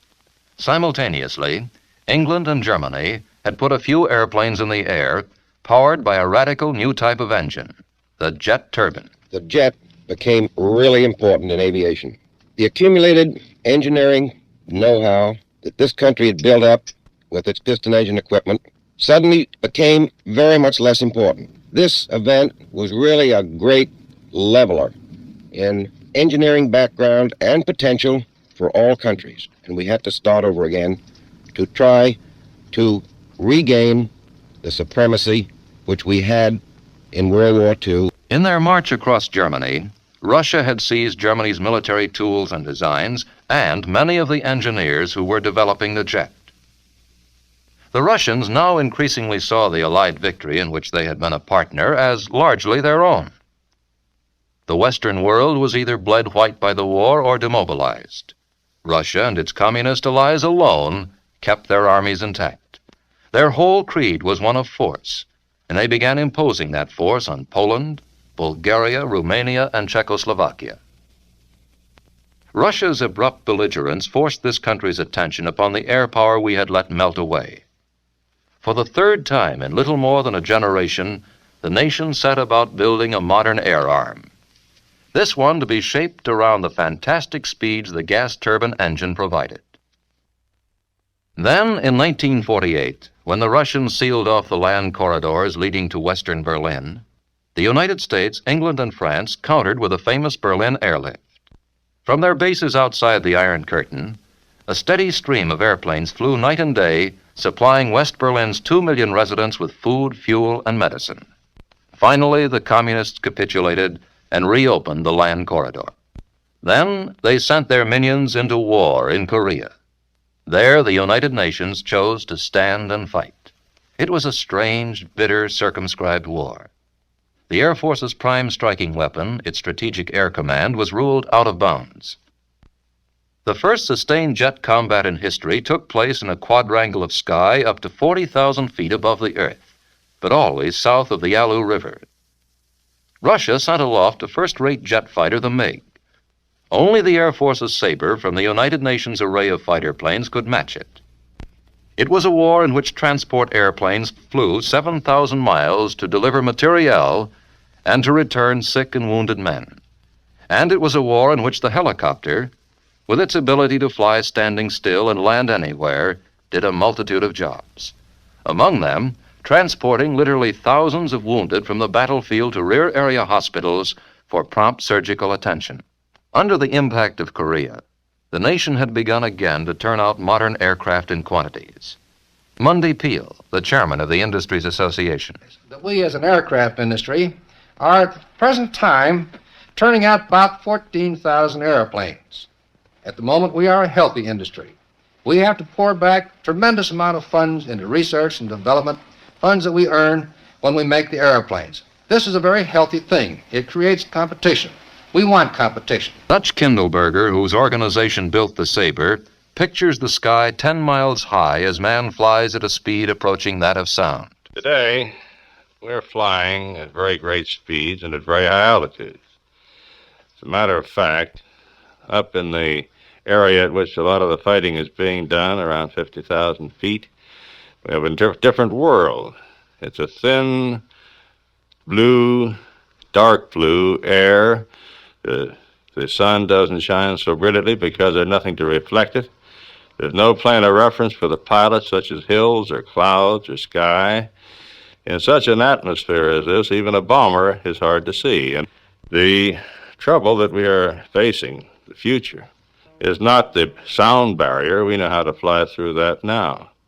The thing that is bothering everybody is the thermodynamic barrier. The air flowing over an airplane at these very high speeds by friction will heat up the surface of the airplane. As a matter of fact, if we go to Mach number 2, which is twice the speed of sound at sea level, the surface of the airplane will get hot very rapidly and will stabilize at about 500 degrees. Well, since ordinary aluminum alloy loses half its strength by 350 degrees, and that even titanium and steels begin to give trouble at 500 and 600 degrees, it's obvious that we are in a great deal of difficulty in the future. There also are many things like hydraulic fluid. We don't know how to make hydraulic fluid that won't boil away at this temperature. We don't know how to make packings that won't seize at this temperature, or bearings, or lubricants.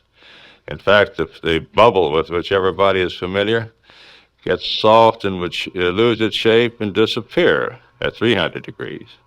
So we have ahead of us a great deal of research and a long, long time of trouble before we're going to be going anything like the speeds at which our magazine supplement writers seem to think we're ready for tomorrow.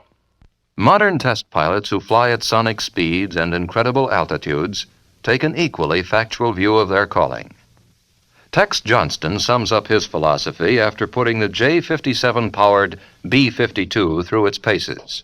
After 12 years of testing, 10 years in the jet field, involving the first jet airplane to fly in this country, the P-59, the first rocket airplane to fly in the United States, the X-1, incidentally the first airplane to fly faster than the speed of sound, the B-47, the B-52. I believe all the more in the two old sayings. First, that one test flight is worth 1,000 expert opinions, and the other one for the flyboys, altitude above you and runway behind you will never do you any good. Chuck Yeager, the first man to fly through the sonic barrier, and Bill Bridgman, a test pilot who has flown almost twice the speed of sound and has piloted a plane at an altitude of 79,000 feet, discussed their calling in language peculiarly their own. Certainly enjoyed the work.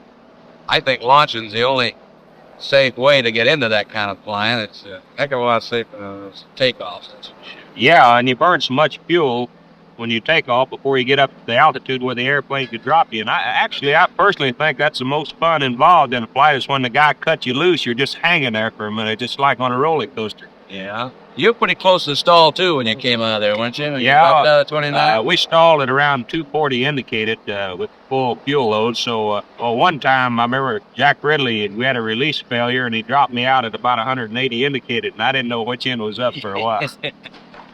Well, I noticed on the Skyrocket that when we first dropped out, you could kind of feel the stall by watching the boom out there. When the boom began to shake while she was on the nibble. I don't know whether you see it bend? See it oscillate a little bit, yeah. And so the airplane has evolved from the Wrights, whose first flights at Kitty Hawk were at speeds hardly faster than an athlete can run, to speeds today where the Bridgmans, the Jaegers, and the Johnstons travel faster than a bullet.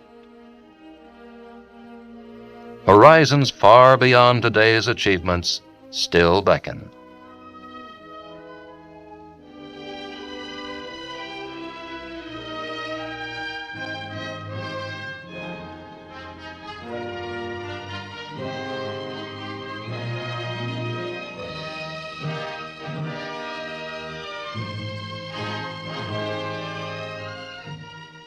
Your name, sir? Frank P. Long. Have you flown before? Yes, I've flown before.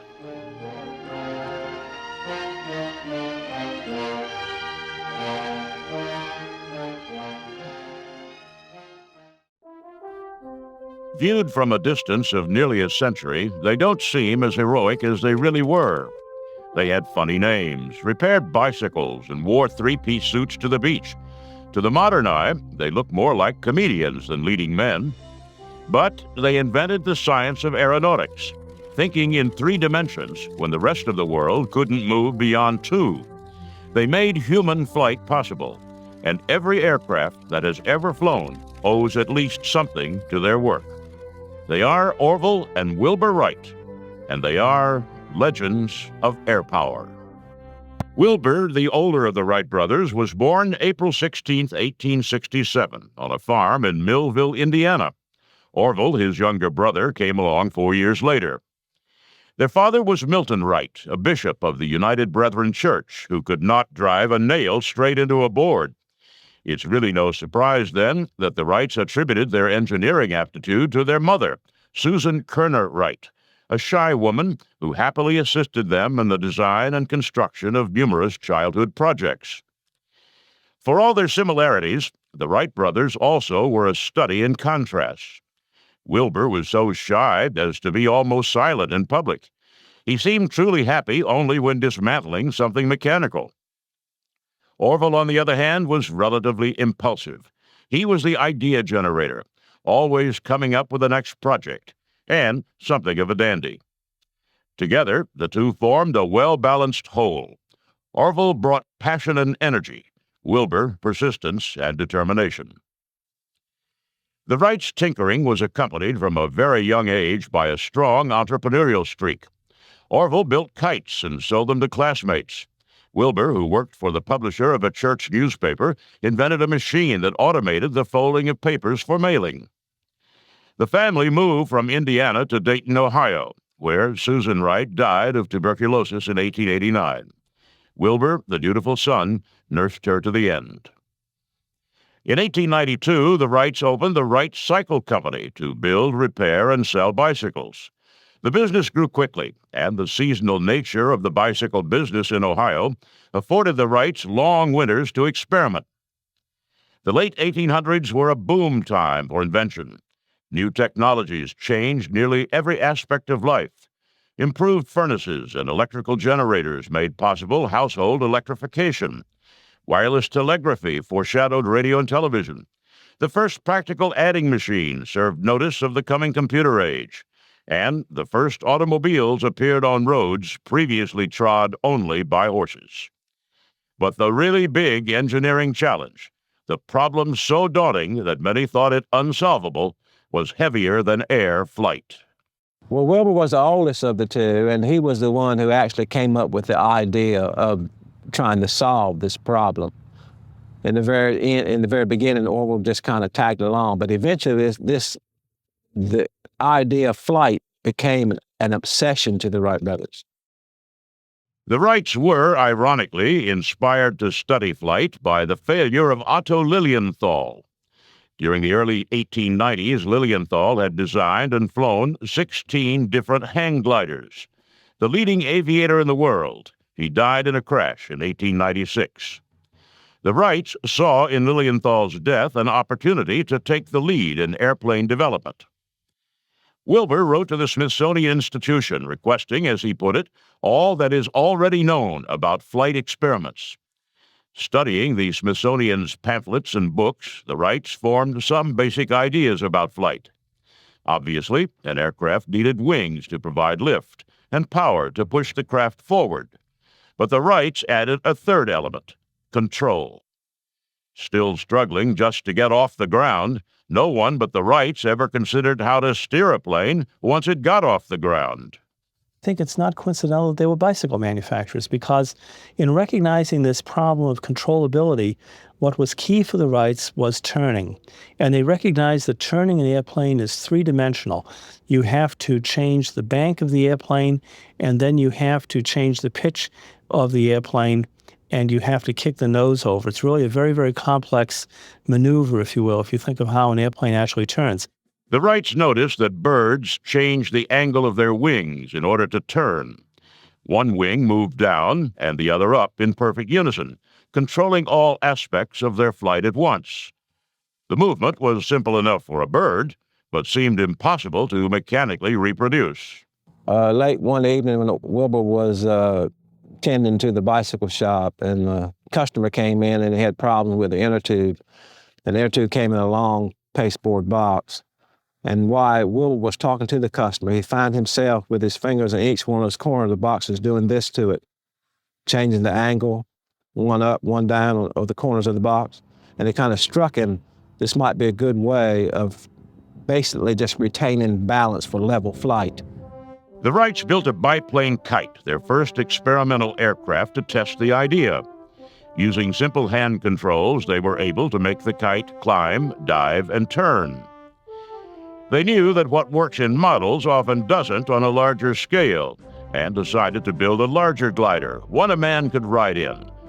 They also searched for a suitable place to fly it, a place with predictable and moderate winds. Once again, the Wrights did careful research. They wrote to the Weather Bureau in Washington, requested locations that fit their needs, and were provided with a list. The Wrights then sent another round of letters to people at those locations. The only reply they got was from a postman in Kitty Hawk, North Carolina. In the letter, he described that there were no trees or grass. All this was just beach, deep sand. There were 4 giant sand dunes, like the one you see where the monument is on, to launch gliders off of. Very hard to get here, sailboat to the Outer Banks. Then once you got here, there was nobody around. Privacy, secrecy, isolation, but then they would find here where they couldn't find anywhere else. And that was Southern hospitality, the people. The Wrights packed up their new, larger glider and headed for Kitty Hawk.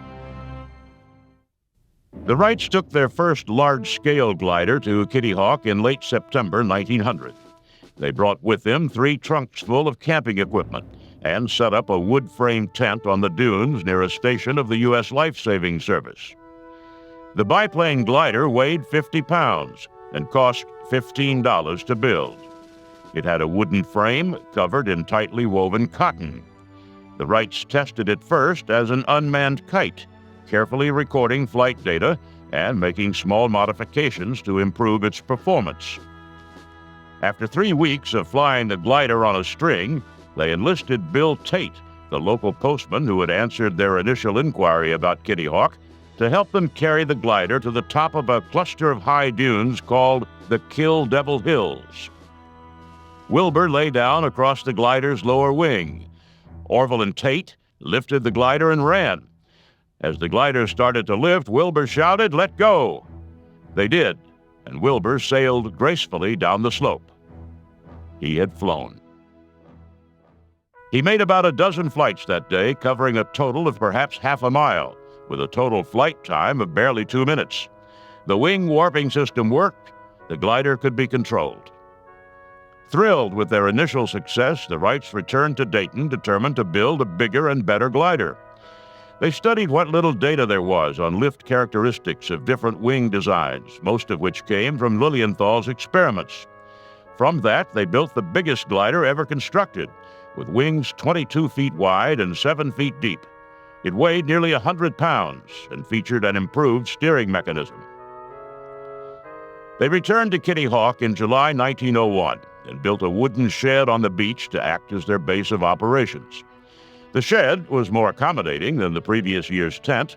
However, it was also the only thing about 1901 that was an improvement over 1900.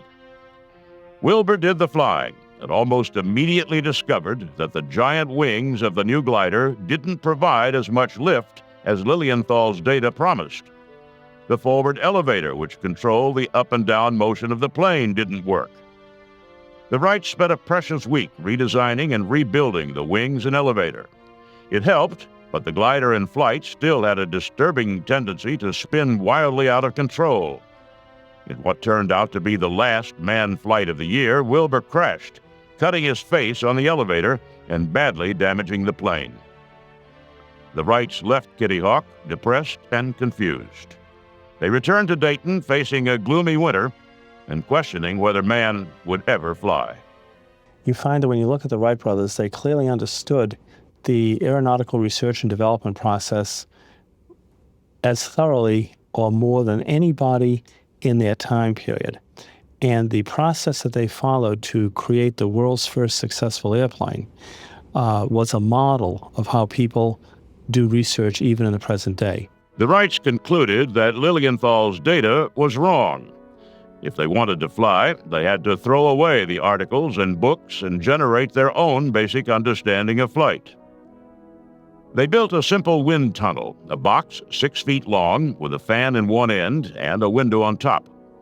Using machinery designed to manufacture bicycle parts, they crafted model wings out of wax, solder, steel, and tin. They tested different shapes and spent painstaking hours documenting the minutiae of aerodynamics. They became aware of the entire theoretical underpinnings of flight. They studied and read widely. They created specialized test equipment to validate some of their own ideas, particularly ideas on controllability. The 1902 glider looked more like a modern airplane than anything to come before it. The wings were flatter, longer, and not as deep as the 1901 model. There were stabilizers in the rear to balance the front elevator and keep the plane from side-slipping. In late summer, the Wrights returned to Kitty Hawk and spent the first few weeks building a large hangar. They improved their living quarters, which took on decidedly homey characteristics in anticipation of a long stay. By mid-September, they had assembled the glider, and a series of short flights gave rise to optimism. On one of the first flights, with Orville at the controls, the glider spun out of control and crashed. They repaired the damage, but the sudden and unexpected banking became a recurring problem. Lying in bed considering the aerodynamic forces that could cause the crashes, Orville concluded that when the glider turned, air pressure built up along the stabilizers. He suggested that they eliminate one of the stabilizers and make the other movable to help the plane turn. The problem disappeared. The Wrights stayed in camp through late October. By the time they returned to Dayton, they had already roughed out the design of their first powered airplane. To build it, they needed a light, powerful engine. They wrote to several manufacturers, but none wanted the job. So, with the help of one of their bicycle mechanics, they built their own. On September 25, 1903, the Wrights and their newly christened Flyer arrived at Kill Devil Hills. Static testing revealed critical problems with the propeller axles. They tried several fixes, but in late November, Orville returned alone to Dayton to machine new shafts. He returned on December 11th with new propeller axles and a fresh $1 bill. The bill was from their father, Milton Wright, who told them to use it to pay for the telegram announcing their success. With the plane finally ready to go, the weather failed them. Kitty Hawk, chosen for its prevailing winds, fell dead calm. Impatient, the Wrights and a few locals hauled the Flyer to the top of Big Kill Devil Hill. They flipped a coin to see who would fly first. Orville won. The plane rested on a 60-foot rail that served as a runway. Wilbur ran alongside as the Flyer moved forward. After a 40-foot run, it lifted off, raised its nose too high, and crashed. It took 2 days to repair the damage to the Flyer. The Wrights moved the track back down off Kill Devil Hills and onto the flat sand below. The prevailing winds returned, and on December 17th they tried again. This time, it was Wilbur's turn. He slid into place atop the bottom wing. Orville stood alongside. Facing a 27-mile-an-hour wind, they started the engine. The plane moved slowly forward. After 40 feet on flat ground under its own power, the Flyer lifted off. It stayed in the air for 12 seconds before settling into the sand 120 feet away. The first powered, sustained, controlled flight had been achieved. They moved the plane back to the rail, and Orville took the controls. He, too, flew 13 seconds, 175 feet. Then Wilbur, 15 seconds, 200 feet. Finally, Orville, 59 seconds, covering 852 feet. The frame of the plane cracked on landing. Man's first day of flight had come to an end. With the plane safely stored in its hangar, Wilbur and Orville walked 4 miles up the beach to the Weather Bureau station at Kitty Hawk. They sent a telegram to their father. "Inform press," the telegram said. Their brother, Lorne, when he got the telegram in Dayton, went down to the local newspaper, and the local editor read 59 seconds. He said if it had been 59 minutes, it might be newsworthy. The next day in the newspaper, the only thing was mentioned is that the Wright boys will be home for Christmas. Talking about missing the story of the century. The Wright brothers were not naive idealists. As they had turned their tinkering into small businesses when they were boys, after their first flight at Kitty Hawk, they worked to turn their test craft into a practical flying device. Working at Huffman Prairie, a 100-acre pasture outside Dayton, the Wrights made more than 80 flights in 1904, testing and revising not just their technology, but also their technique. Theoretically, the machine with the fuel capacity was capable of flying about 8 miles, but they had no skill. So the reason they got better each time they tried, they just increased on their abilities and their skill as being pilots. On September 15th, 1904, Wilbur made the first complete circle of the field. In November, he flew 4 circles around Huffman Prairie, staying in the air for 5 full minutes.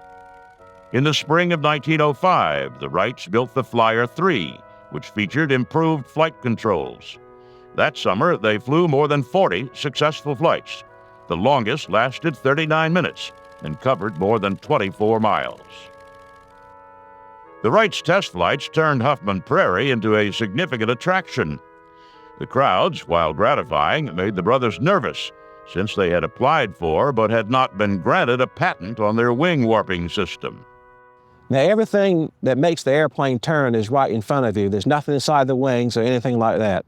So when they went back to Ohio in 1904 and 1905, there were a lot of people hanging out, trying to walk up close to the airplane and see everything works. Fearing that someone would steal their technology, at the end of the 1905 year, the Wrights put their aircraft under wraps and kept it there. For 2.5 years, they did not fly. During that time, rumors took hold that the Wrights had never flown at all. There was so much jealousy involved in the invention of the airplane. The Wright brothers were literally unheard of until 1899. And when they went to compete with men who had, quote, higher educated, college training, all the political backing, all the government funding, I think they were kind of resented by these people because of their lack of education. The Wrights offered their airplane to the United States Army, and the Army declined. The government had spent more than $70,000 on Samuel Langley's failed experiments. And the idea that a couple of bicycle repairmen from Dayton could succeed where the respected Langley had failed seemed absurd. The Wrights persisted. They offered to meet strict specifications if the Army would agree in advance to buy a Wright Flyer if they succeeded. The Army refused to sign a contract until it had seen the plane fly. The Wrights wouldn't fly without the contract. The Wrights continued to work behind closed doors. Without ever testing it, they designed and built the Type A Flyer. In the Type A, the pilot sat upright, and a second seat allowed the plane to carry a passenger.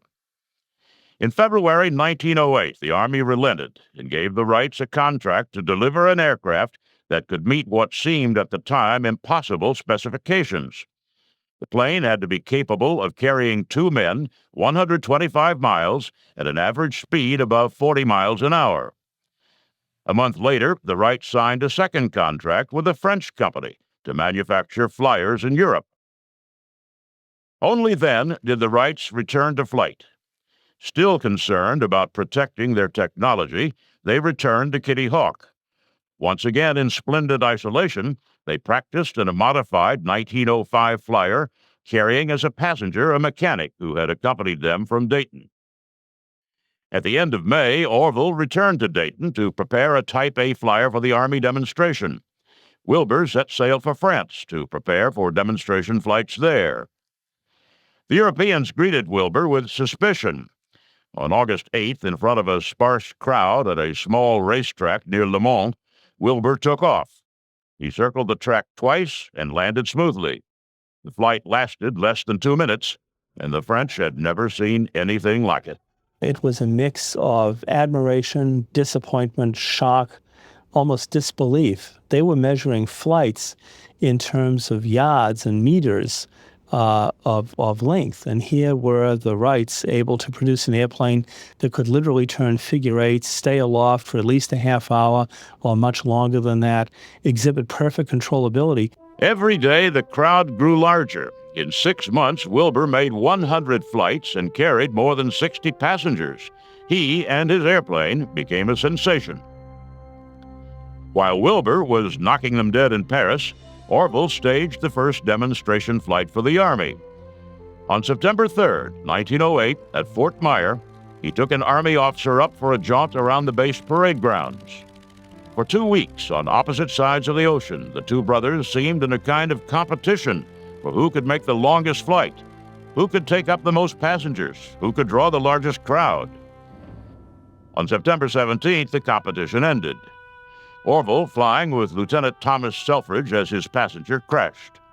Wreckage pinned pilot and passenger to the ground. Orville suffered a fractured thigh, cracked ribs, scalp wounds, and back injuries. Selfridge died, becoming the first fatality in the new era of powered flight.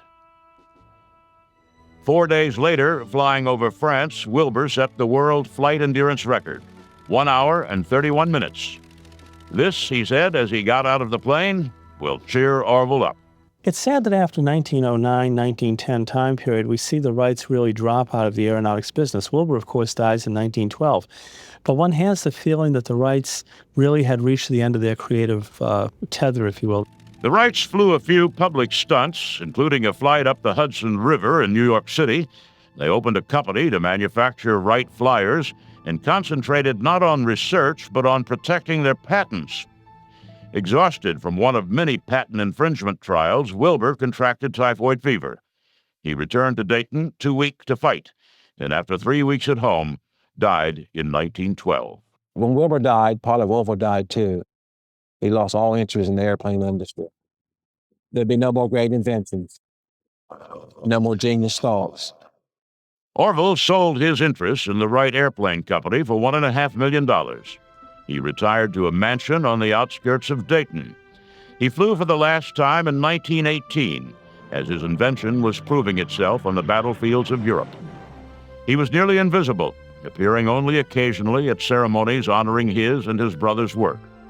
He died in 1948 at the age of 76, less than a year after Chuck Yeager became the first man to break the sound barrier.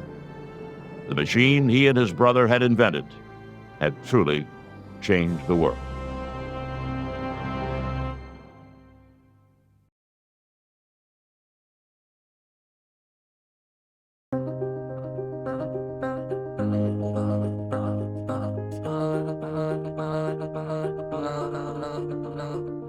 He was born in a big white farmhouse in Myra, West Virginia, just up the Mud River from the Lincoln County seat of Hamlin, one day after Lincoln's birthday in 1923. He was an average student, learned mechanics from his father, and loved to sneak away to hunt and fish. When World War II came, he joined the Army Air Corps as an aircraft mechanic. But by war's end, he was an ace fighter pilot and destined for glory in the air. He was the first man to break the speed of sound in the Bell X-1. He won nearly every aviation award, a Peacetime Congressional Medal of Honor, and was the youngest man enshrined into the Aviation Hall of Fame. His name? Charles Elwood Yeager.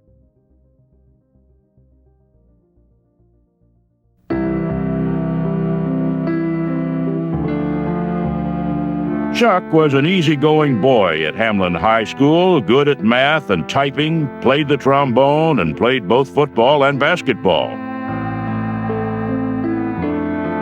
But when school was out, you'd find Chuck down by the Mud River with his fishing pole, or out in the woods hunting with his .22 rifle. Chuck and I used to roam all these hills. We hunt all these hills, squirrel hunt or what have you.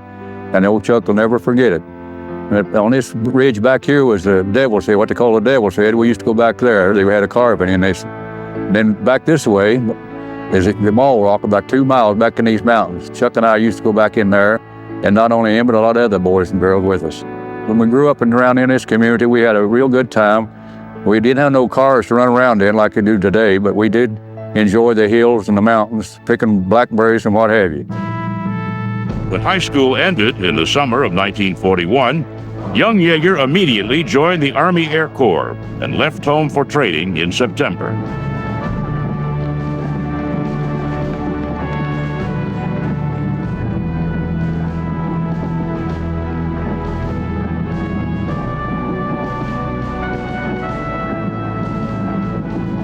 He was trained as an aircraft mechanic, first at Mather Field, California, and then at nearby Moffett Field, where he was an AT-6 crew chief. While at Moffett, he applied for the Flying Sergeant's Program, and just 3 days before the attack on Pearl Harbor, he passed his first flight physical and awaited selection. He subsequently was transferred to Victorville, California, as a crew chief on an AT-11, an aircraft used to train bombardiers. And in the spring of 1942, it became the first airplane he ever got a ride in. Corporal Yeager was selected for flight school in July of 1942. He attended primary school at Ryan Field, Hemet, California, and basic school at Gardner Field, Taft, California.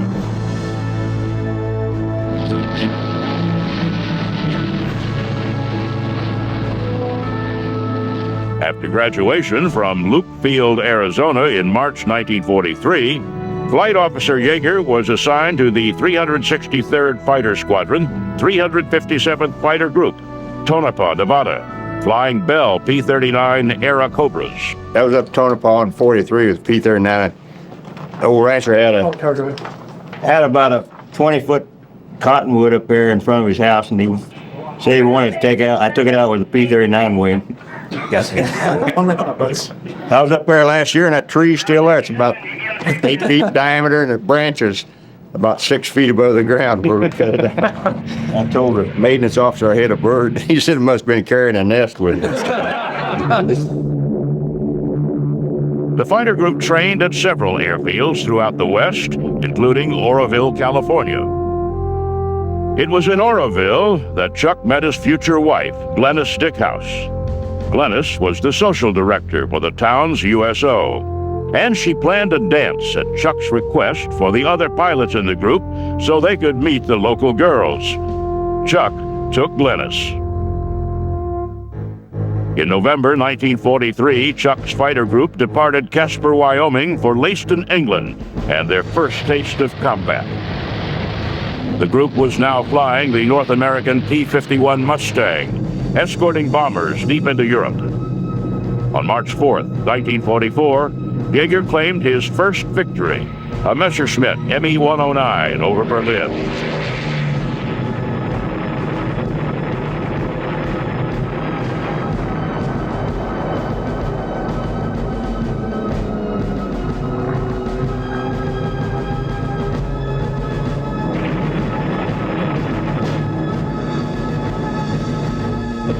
His celebration was short-lived.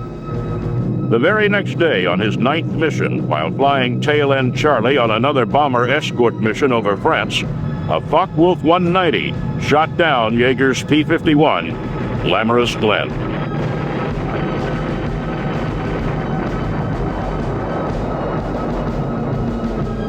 Although Chuck was slightly wounded, he evaded German patrols looking for him. And with the help of an old French woodcutter, he was hidden and handed over to the French underground, who eventually moved him to the Pyrenees, where he and other downed aircrew continued to evade into Spain. His final trek to freedom included a hair-raising escape from a German patrol. Once in Spain, he was repatriated with the 357th Fighter Group by mid-May. Regulations prohibited evadees to go back to combat, but Yeager insisted, all the way up the chain of command, until he got permission directly from General Eisenhower himself. He returned to his squadron in Leiston, flew 56 more combat missions, shot down 11 more German aircraft, 9 in 2 missions, 5 Me-109s on 1 mission, and 4 FW-190s in another. 13 in all, including Germany's famed jet, the Me-262. From July to October 1944, Yeager was promoted to 2nd Lieutenant, 1st Lieutenant, and Captain. Captain Chuck Yeager returned to the United States in February 1945 and went directly to California, picked up Glennis, and took her home to meet his folks. They were married in the parlor of his home in Hamlin on February 26. After a honeymoon in California, he was assigned as an instructor pilot to Perrin Field, Texas. That didn't last long. In July, the Yeagers arrived at Wright Field, where Chuck became the maintenance officer in the Fighter Test Branch Flight Test Division, and was soon participating in test projects on the Lockheed P-80 Shooting Star and the Republic P-84 Thunderjet, America's first operational jet fighters. Young Captain Yeager impressed Colonel Albert Boyd, the chief of the Flight Test Division, with his jet air shows he was flying and his understanding of the maintenance needs of airplanes. In December 1945, Colonel Boyd asked Chuck if he'd like to attend test pilot school. When he graduated in August 1947, he was sent to Muroc Air Base, California, as the project pilot for the Bell XS-1. I remember and looking at the airplane, I said, man, that thing got speed written all over it, and it did. In October 1947, at Muroc Desert Test Center in California, history is made by this aircraft, the XS-1, and its pilot, Captain Charles E. Yeager. I only flew the X-1 about twice a week. And it was fun because I didn't have to work on a lot of other test programs when I got to fly the X-1. This airplane and this pilot are about to be the first ever to fly faster than the speed of sound. A B-29 will take the XS-1 aloft and launch her at an altitude of about 35,000 feet. The XS-1 is not a military aircraft, but a flying research laboratory designed to test the effects of supersonic flight upon airplanes. It is powered by 4 rocket engines. Its weight empty is less than 5,000 pounds, but it carries 8,000 pounds of fuel. B-29s have done a lot of memorable things, but none of them ever before had a mission quite like this one. And no airplane ever did what the XS-1 is about to do.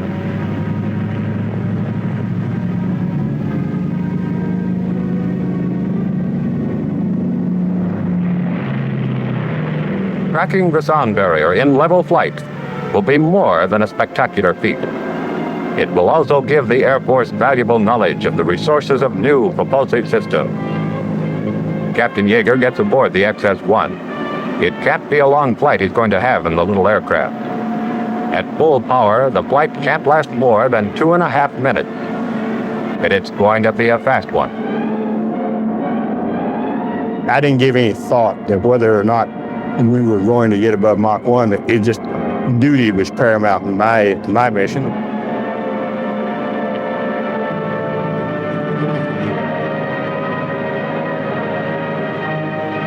Ready. The radar crews are ready too, to do the timing.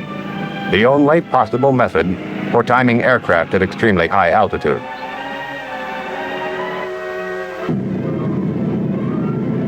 There she goes. A big moment in a history-making flight.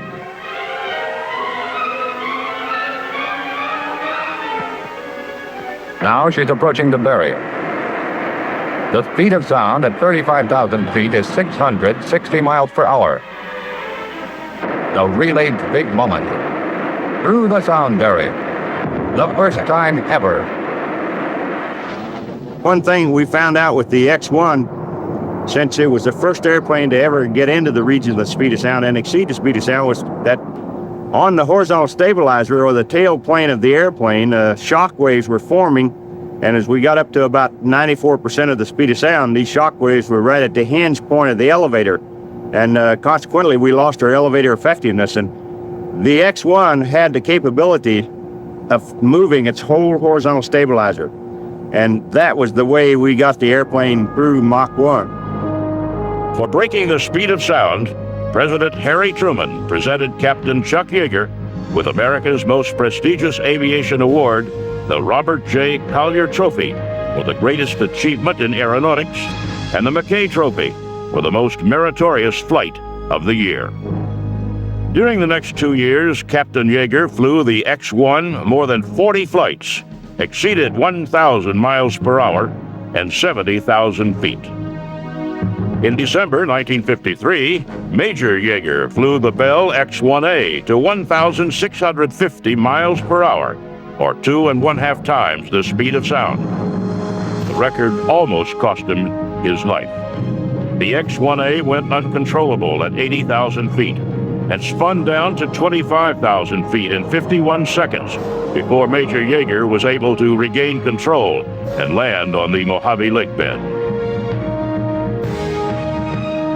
For his new speed record, Yeager was awarded the Harmon International Trophy by President Eisenhower and was selected one of the 10 outstanding young men of 1953 by the United States Junior Chamber of Commerce. Earlier in 1953, Major Yeager accompanied General Boyd to Kadena Air Base, Okinawa, to fly and evaluate a North Korean MiG-15 whose pilot had defected. Yeager considered this assignment to be one of the most dangerous of his flying career. The MiG was put through every possible test to evaluate the airplane's capability, and they did it all during a severe tropical storm. In October 1954, after more than 9 years of flight test work, Major Yeager became 417th Fighter Bomber Squadron Commander, an F-86 squadron at Hahn Air Base, Germany, and later Toul-Rosières, France. During his tour, he took first-place honors in air-to-air and air-to-ground gunnery, ensuring that his wing won the 1956 fighter weapons gunnery meet held in Europe. I think that Chuck Yeager thinks of himself primarily as a fighter pilot, more than he even thinks of himself as a test pilot. And his combat record certainly indicates this. You know, here was a man who people who have flown with him and opponents who flew against him have all reflected that this individual was extraordinarily gifted as a combat pilot, and indeed is extraordinarily gifted as an airman today.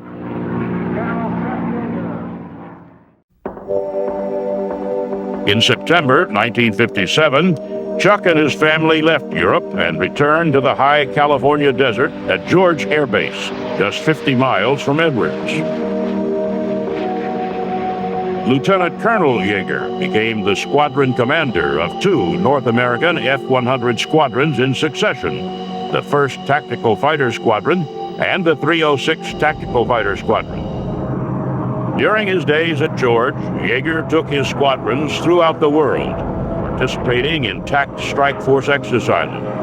His squadrons crossed the Atlantic non-stop 2 times, once to serve as an air defense force for the Strategic Air Command at Morón, Spain,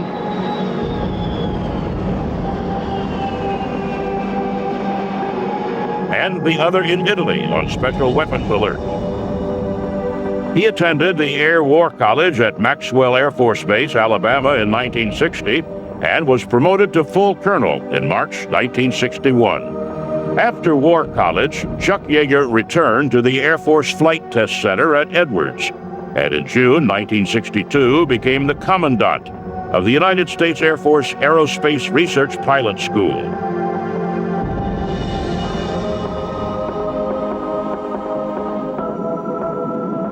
The rocket engine is used at carefully calculated intervals to boost acceleration. When the aircraft nears the apex, the zoom maneuver, and reaches an altitude at which dynamic pressure becomes too low for conventional aerodynamic controls, the reaction controls are activated. At the altitudes attained by the NF-104A, he enjoys a unique view, a byproduct of his mission. The sight is familiar to the astronauts, and now, because of the Zoom flight program, to these future astronauts in training at the Aerospace Pilot School, as well as future experimental aircraft test pilots. He continued to lead by example, involved in every type of aircraft testing, including the M2 lifting body, the concept vehicle used to study the re-entry needs of future aircraft and spacecraft, such as the present-day Space Shuttle. The legacy of Chuck Yeager, I think, can really be found in today's test pilots. You know, these are individuals that are highly trained, highly skilled individuals. There has been talk about the so-called Wright stuff. I think the danger when we look at the test pilot in a strictly popular sense is confusing the sense of recklessness with a sense of adventure. If you look at the history of flight testing and flight research, recklessness has never had a part in it. Chuck Yeager was a supremely adventurous, extremely crafty and shrewd individual, but never a reckless one. In July 1966, Colonel Yeager returned to operational flying when he became the commander of the 405th Fighter Wing, a B-57 wing at Clark Air Base, Republic of the Philippines, but with 5 squadrons assigned all over Southeast Asia. Even though the job kept him moving, Yeager still managed to fly 127 missions in South Vietnam. In 1969, Yeager became the commander of the 4th Tactical Fighter Wing at Seymour Johnson Air Force Base, North Carolina, and was promoted to Brigadier General. While commander of the 4th Tactical Fighter Wing, he led his unit to South Korea to bolster other forces after the North Koreans captured the USS Pueblo and its crew. His next assignments carried him and his family back to Germany, where he was vice commander of the 16th Air Force, then on to Pakistan as U.S. defense representative to that country. General Yeager's last assignment was as Director of Aerospace Safety for the Air Force Inspection and Safety Center at Norton Air Force Base, California. He retired in February 1975. This man is one of the genuine heroes of the air age. He's a legendary person in terms of his piloting ability and his test pilot acumen in the same sense that we think of, say, Jim Doolittle. And just as Doolittle played a transforming role in the development of aviation technology in the 1920s and 1930s, we certainly see Chuck Yeager doing that from the 1940s into the 1950s. But this was by no means the last we heard of Chuck Yeager. General Yeager continued to test aircraft as a consultant for the Air Force, NASA, and many major aircraft companies. Come a long ways in the last 40-some years when we first started flying Mustangs against the Germans back in 1943, 44, and 45. A lot of things have changed in modern aircraft. We went through a big evolution. After breaking the sound barrier with the X-1, we had airplanes that would fly at supersonic speeds like the F-100 would go out to about 1.3 Mach number. You get in, you shoot, and you get out.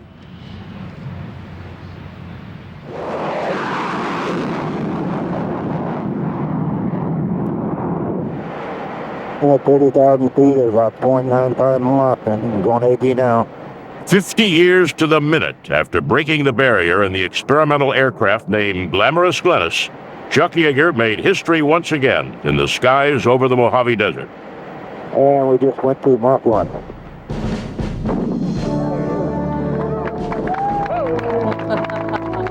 This anniversary of supersonic flight was about more than just a machine and the speeds it reached above Edwards Air Force Base. This anniversary was instead a time to honor a man who had the courage to fly into the unknown.